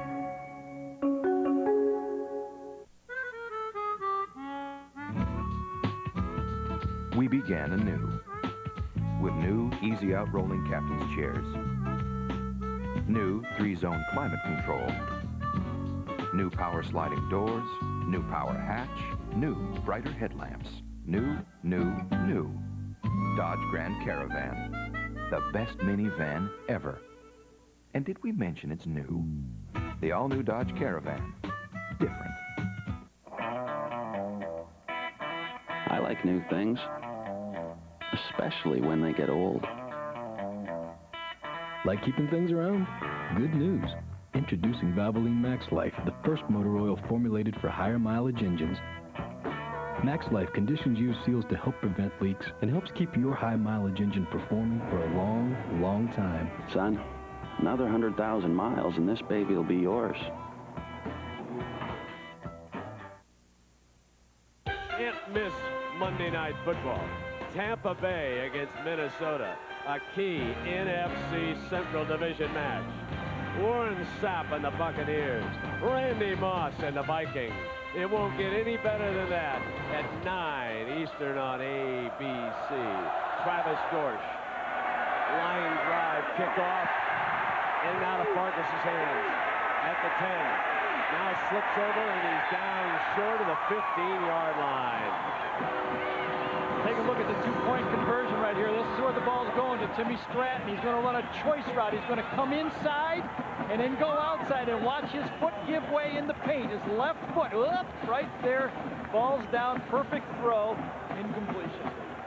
Well, now I would think that Michigan has to play like the score is tied instead of being ahead 2 points, Gary. Would you agree with that? I don't think they need to tuck it in there in the briefcase and run the 70 Bo Schembechler offense. Sorry, Bo, but I do think you got to keep the ball in your hands of your best player, and Michigan's best player is number 7. And the second best player may be David Terrell right there, who is back on the field. I like that they have Bellamy on the field too, though, in the slot right there. He's too good of a player to be on the sidelines now. And they motion him to the slot the other side. They throw the screen to Marquise Walker. Set motion one way, and he's down at the 20-yard line, so a gain of about 5 yards. Now, Jack Arute, what did Lloyd Carr tell you about what he was going to do? Well, he didn't tell me. What he did is he grabbed Drew Brees, and he went with Brees to the offense, and he challenged each one individually, face to face. He told them, gentlemen, it is time. Excuse me, it was Drew Henson, not Drew Brees, but played with intensity. He says, you've got to play like it's tied, as you said, Gary. He said, you've got to play the best series that you've played all day. All right, Jack. The battle of the Drews continues here. 2nd down and 5. The handoff to Anthony Thomas nowhere because of the play by Ralph Turner. Ralph Turner came to Purdue as a cornerback, moved over to safety, one of the two strong safety in the game, along with Stuart Swigert, the free safety, right off the edge this time, right over there making the play. Askew makes his only mistake of the game. He misses the strong safety. He runs right by him to get no play on that play. DJ Askew, that's his man. 3rd down and 11 for Henson, who's 26 of 33 for 256 yards. Middle, almost intercepted by Adele. Aiken Adele from Irving, Texas. Dropped back, had a shot at it, and couldn't hang on. Aiken Adele is a defensive end. That's why Drew Brees never saw him on the play. He's usually rushing the passer. Adele had 11 sacks last year, the most on Purdue's team, dropping in coverage. Now Hayden Epstein standing on the Michigan goal. Vinny Sutherland. Midfield. Ran into his own man who couldn't get through the defensive player, and he's down at the 48-yard line. Good field position. Timeout.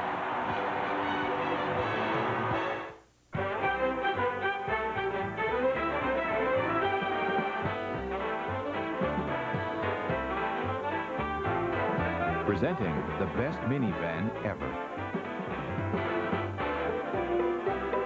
The only one available with power sliding doors and a power hatch. Nothing else is remotely like it. The all-new Dodge Grand Caravan. Different.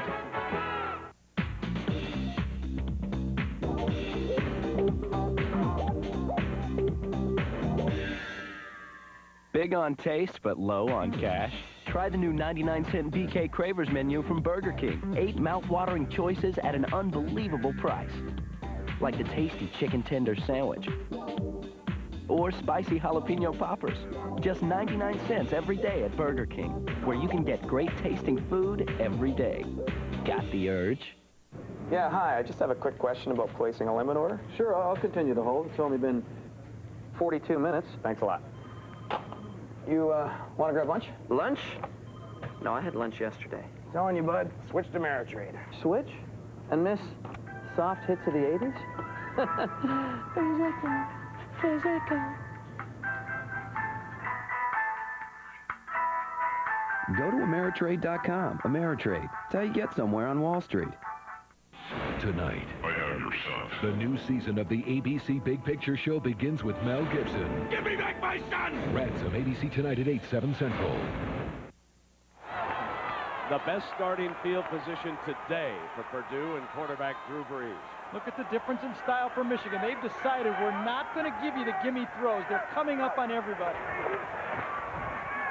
Brees takes it long, and the freshman can't hang on. Standiford just off his fingertips. Hatman, the defender, as you take a look at Purdue with all 3 of its timeouts, just like Michigan. Dorsch, the field goal specialist, has kicked a 47-yarder. Third down conversion, Brees and Purdue 12 of 14. They have now thrown 35 times and completed 26 for 242 yards. And there is Travis Dorsch staying warm here on the near side for the sideline. From the 48. Second down.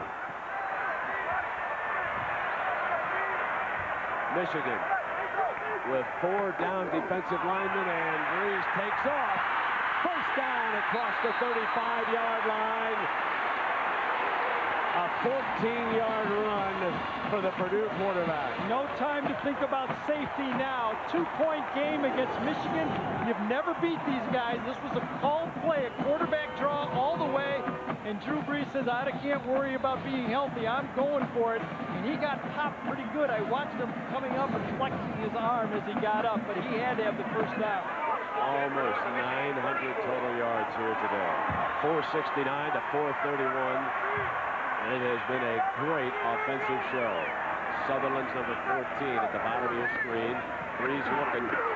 Fire incomplete. Came back to Seth Morales and Todd Howard, the defender there. I think Michigan's defense and Jimmy Herman has now kind of figured it out. He said, we can't give Brees easy throws.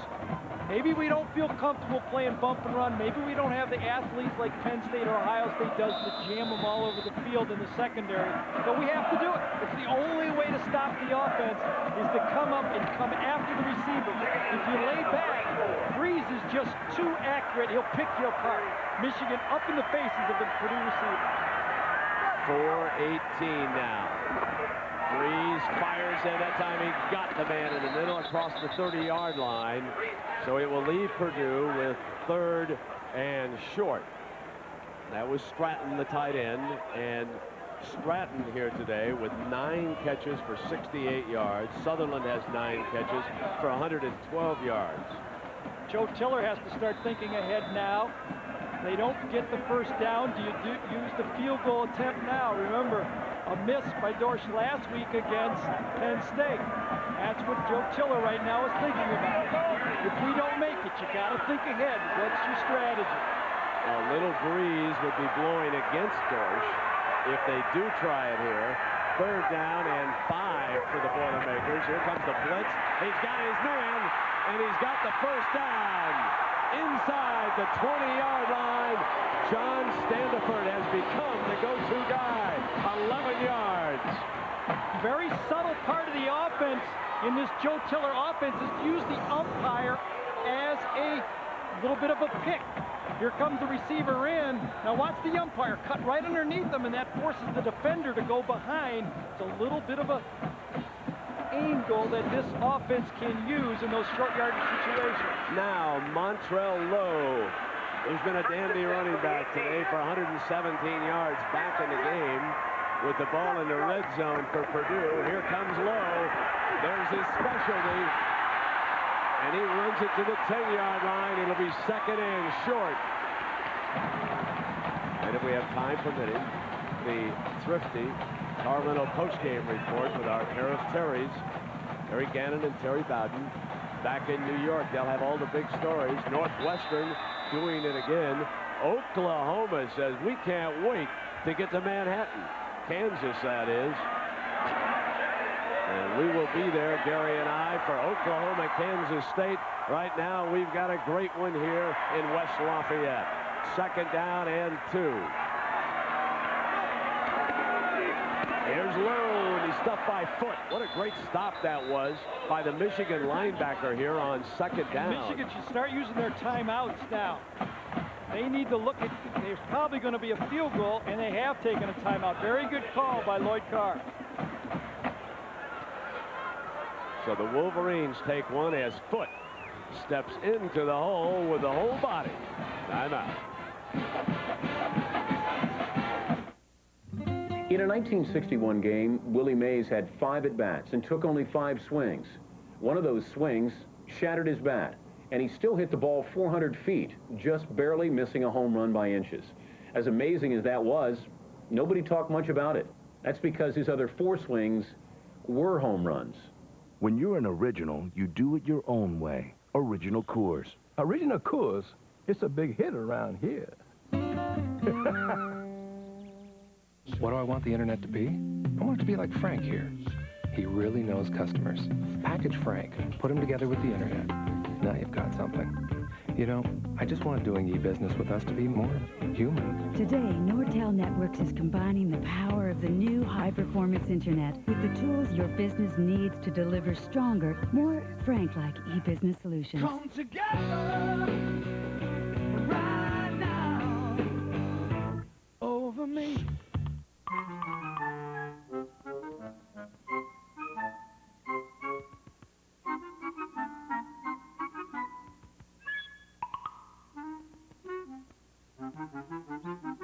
Guess what the interior of the all-new Dodge Caravan is as quiet as.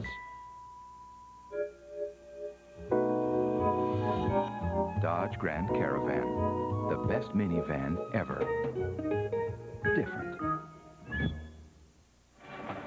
Well, no surprise here, folks. And Chevrolet, in recognition of these 2 great quarterbacks, donates $1,000 to each University General Scholarship Fund.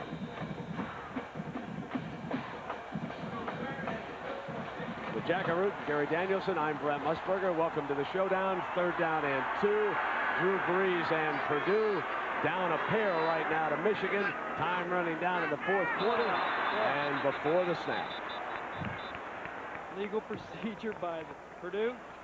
But for those folks who just joined us, let me take you back to our quarterback story. And what a duel we have had between these two. Drew Brees now on the field. Dead ball. Ball start. Offense. Brees is 28 of 38 for 258 yards, 2 touchdowns, and 1 controversial interception. And Henson, 26 of 34 for 256, 3 touchdowns, all in the first half. So just a wonderful shootout between these 2 quarterbacks here today. It has been wonderful, but Michigan has not scored a touchdown in the second half. 28 points in the first half, only a field goal in the second half. 3rd down and 7. After the penalty against the Boilermakers. And now Brees changes it up. Brees Stratton, and he sees one man, and now they have to take a timeout. That game clock was winding down on him, and he'll come on over. And it's almost, in this type of game, it is a shot clock because, boy, they're just throwing it up. Well, you know, we go back, and my partner Gary Danielson has been saying this for some time, and I really questioned him, but I'm beginning to think he might have something. He says, when you fall behind by a lot of points, don't rush for the 2-point conversion. And that's what Purdue did when they were trying to come back. Now, this was the first one, and it simply got stuffed at the goal line.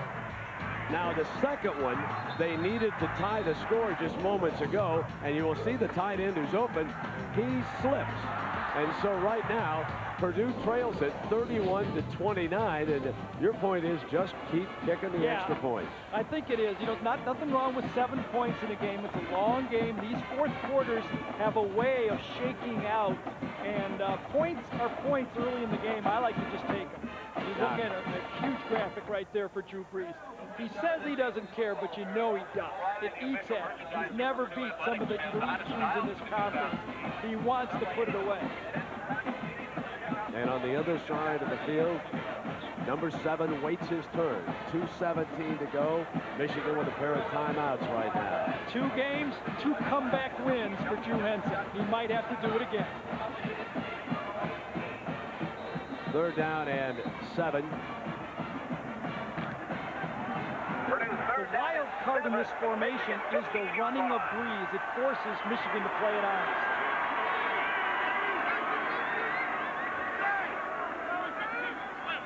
And again, they shift Stratton in for extra protection. Quick fire on the slants, incomplete on Morales, and the pass was high. And here comes Travis Dorsch. Yep, it was one of the 4 throws Drew Brees has thrown all game, behind the receiver and high.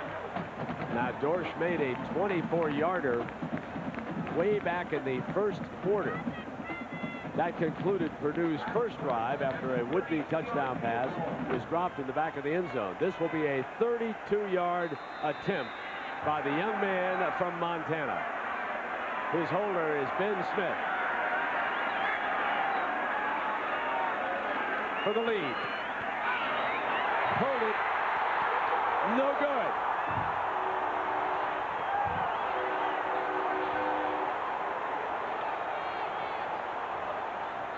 So Travis Dorsch misses the 32-yarder, and Michigan holds a 31-29 lead. 2:11 left on the clock. This is a rental car. It's just a car, not even your car. So what's the big difference when you're choosing? Price. You search, get the rates, and what you're really looking for is a great car at a low rate. That's Thrifty.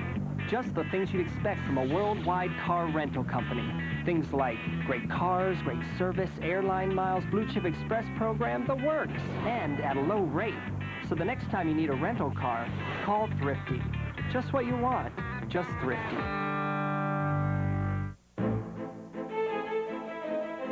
Carry a crowd in the average compact SUV? That's a laugh. The Dodge Durango is different. It gives you best-in-class seating for 8 with the available 3rd seat. So getting all your friends in is an exercise in comfort, not comedy.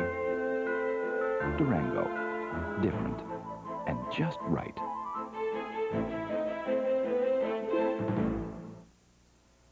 Remember college? I bet you do. I bet you do. Remember the highs, the lows, The pressure. the party? Are you kidding me? You're going to risk your hard-earned cash Take food off your table. Off your table? betting on 18-year-old kids? kids. You might as well. Throw your money away. Fool. Fool. So watch our games for this kind of This action, kind of action. not this. Not this. Because if you're banking on me, To make your day? don't bet on it. Don't bet on it. A lot of little things went wrong here, Gary. Nothing was perfect here, and the kick was bad. Snap was a little low. Holder did a good job on it, but then Dorsch kind of felt that pressure and pulled it wide, and no one has gone up to him yet, and he may get it back again. Purdue has 2 timeouts left. So Michigan, 1st and 10, coming out from the 20-yard line. Thomas is stuck. And the linesman says timeout, and again it is a kicking problem that has come back to haunt Purdue. 6 punting problems alone over the last 3 weeks. And if you go back to their game against the Fighting Irish, this was this block of the Dorsch punt, and then the bad snap, although Purdue did prevail against Minnesota. And finally, last week against Penn State, pressure from the middle. No chance to get the punt away, and now the misfiring of the field goal here just moments ago. And Travis Dorsch is wide left, and this is the young man who suffered the pain after last year's Outback Bowl against Georgia, when the Bulldogs put on that spirited comeback and he couldn't nail one down in Florida late. So now Michigan must kill 2:03 But the Purdue defense with a good hold on first down.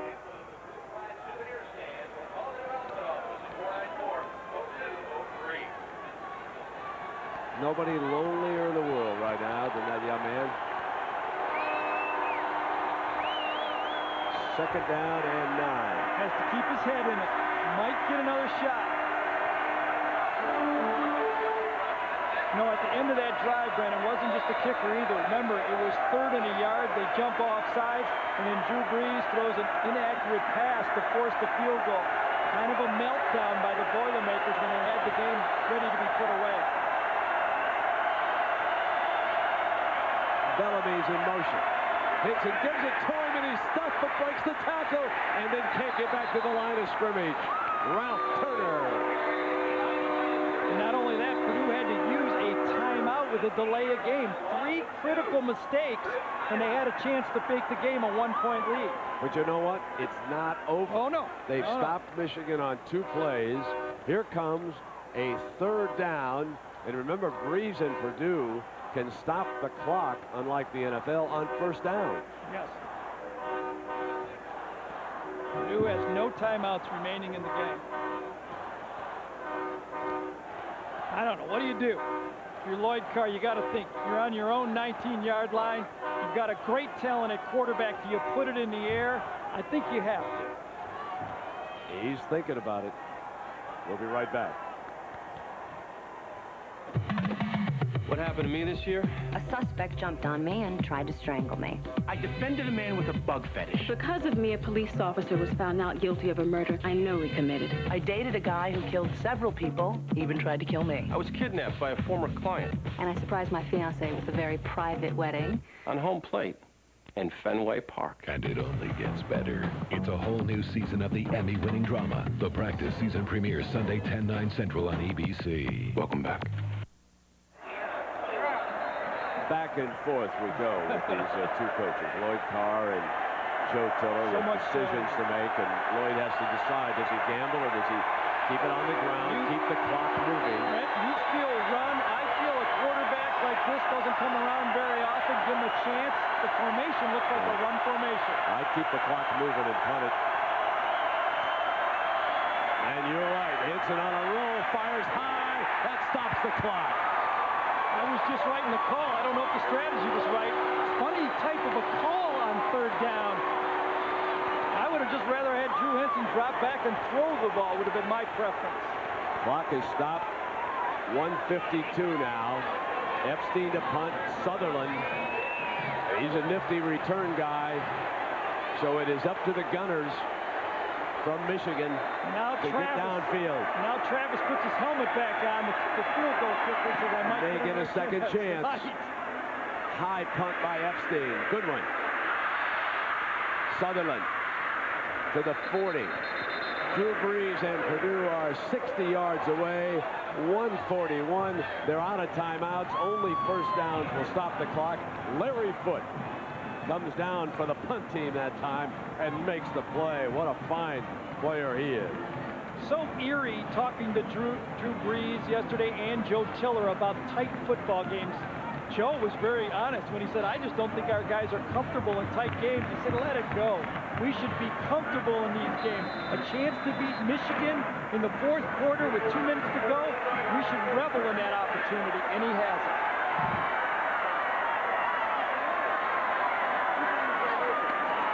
Brees sprints, cuts back away, and slides toward the first down. Michigan did a good job of keeping him from a first down, though. I'm not sure they did, Gary. The clock has stopped. It's very close. Really? Oh, they're moving to change. That's a first down. That's why they stopped it at 1:32 now. At the 49-yard line. Receivers have plays on their wrist. They're checking them. He's calling them by number. Good blocking, good protection. Got to stop the clock. And he does. He was out of the pocket. Looked back and nobody was open, Gary. Yeah, since Michigan has changed their tactics and strategy in this game, they've bottled up the Purdue pass offense just like Penn State and Notre Dame has. The receivers aren't open, and Drew Brees, with plenty of time to throw, is not finding easy throws now. Here's your second down and 10 coming up for Purdue. 119 mark. Now these other games will be starting just as soon as we run off this 119. You'll be going right away to your game. Sit down and enjoy this one, huh? Now Breeze, middle, complete, but not a first down. Clock's going to continue to run, and Purdue's got to hurry. Purdue's got to hurry because A.T. Simpson did not get a first down on the reception. They need about a yard, and the clock is down to about 1 minute. Now Breeze waits. There's the first down, and the clock is stopped with 53 seconds to go as he comes to Standiford on the sideline. How about that one? Come to the true freshman in a critical throw of the game. Puts it right there for the first down, and 53 seconds, plenty of time. But if you're Drew Brees or Joe Tiller, I think you got to start thinking touchdown here now. You can't just say Dorsch is going to kick the field goal. That's not a gimme. The guy's got something wrong with it right now. The technique isn't right. Pump and run right across the field. Here's Breeze. Sideline. Sutherland stops the clock at the 31-yard line. 50 seconds to go. And Travis Dorsch over there. Conversation with the coach. 1 of 2 today. Just missed the 32-yarder. Made it 24 earlier. That was way back in the first quarter. Remember, it's got to be tough on his head. He missed last week against Penn State. Second down 5 at the 31. Second down and 5. The ball at the Wolverine 31-yard line. Here's Breeze. Stands tall. Got the first down. He'll stop the clock. Sutherland at the 21-yard line. 45 seconds.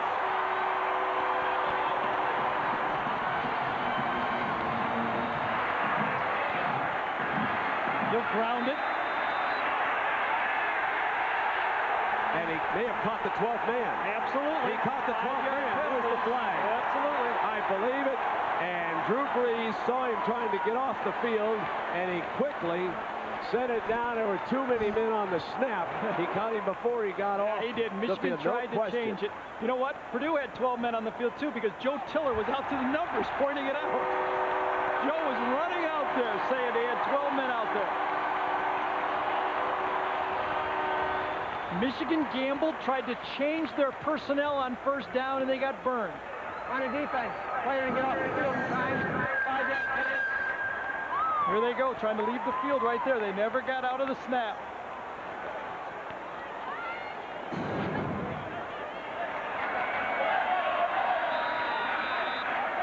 With Jack Arute, Gary Danielson, I'm Brad Musburger. Final 44 seconds of Purdue, Michigan. Purdue trailing it by 2 points, driving on Michigan. This is a 1st and 5 after the penalty at the 17-yard line. Here's Lowe on the run. Nothing doing. They don't get the first down. Clock runs. They're going to have Anthony Jordan. They got to stop this clock. They're going to ground it and kick the field goal. They tried to run the ball to the right that time, and Lowe cut back. The officials will clean it up, and then they'll start the clock. And Michigan takes a timeout. Very, very smart. So 23 seconds, and you just imagine the thoughts in this young man's head. But at least he said, I'm getting a second chance. Right. That's all you can ask for in this situation is a second chance, and he's about to get it. If you're Joe Tiller, you can't take the gamble that you can run the ball and get off 2 plays. You wonder right now if you might kick it now or throw the ball into the end zone might be the other strategy. I want to go back to that last snap. I'm surprised they tried right there to run it. Well, I think they tried to center it in the middle of the field for the field goal, and then they were going to ground it. He went the wrong way. Let's look at the last one by Travis Dorsch right here, Frank. Snap slightly low. The holder leans it, I think, the wrong direction. He leans it out towards the kicker, which produces a hook type of a line like that, and misses it left. Just exactly why you're supposed to pull the ball to you if you're a holder. Well, Ben Smith is his holder. And he'll have a few nerves right now, too, won't he?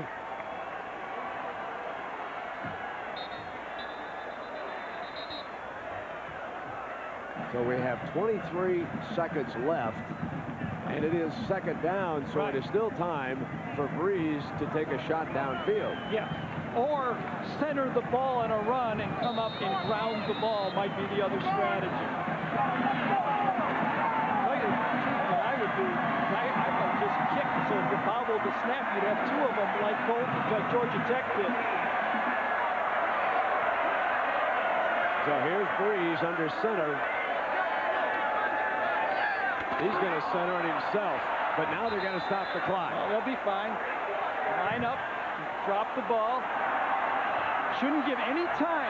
Drew Brees should run it down to 3 seconds. You don't want Drew Henson with time. We won't have much time. That's right. And here they come. A second chance. Not many people get a mulligan in the same game.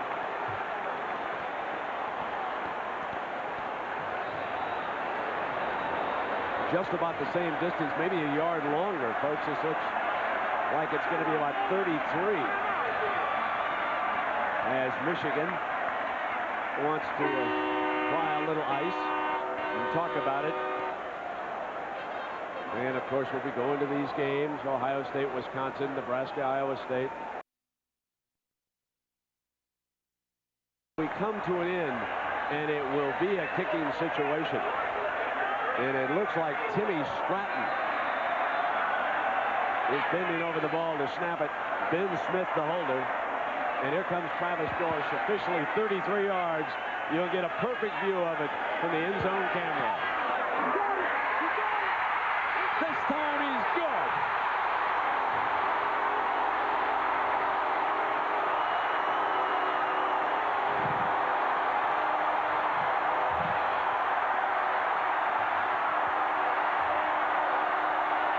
So Travis Dorsch puts Purdue ahead, 32-31 with 4 seconds left on the clock. If Drew Brees would have lost 1 more yard, it would not have been good.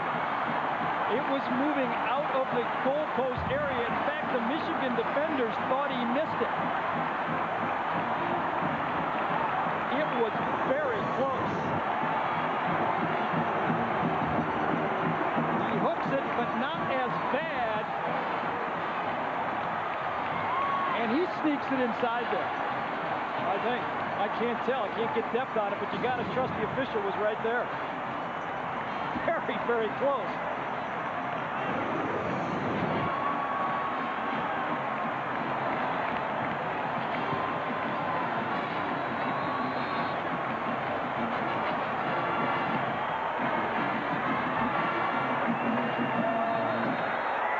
Joe Tiller says, give me one. I got 6 bad ones and 1 good one.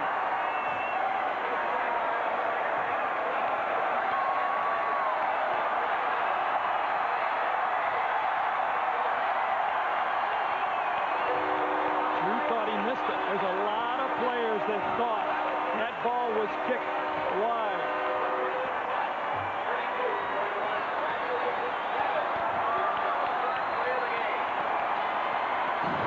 And now, here comes the band play. Here comes the Music City Miracle. Right. Here comes whatever Michigan's got in its bag of tricks. 4 seconds to go now, and Dorsch will kick it on the ground. And it'll begin. That's a forward. This game's over, ladies and gentlemen. Purdue has won it. Purdue wins, and for the first time in Drew Brees' fabulous career, he beats one of the big boys. 32-31. Purdue a winner. For Jack Arute and Gary Danielson, I'm Brent Musburger. We hope you enjoyed this instant classic from the Big Ten. Purdue's a comeback winner.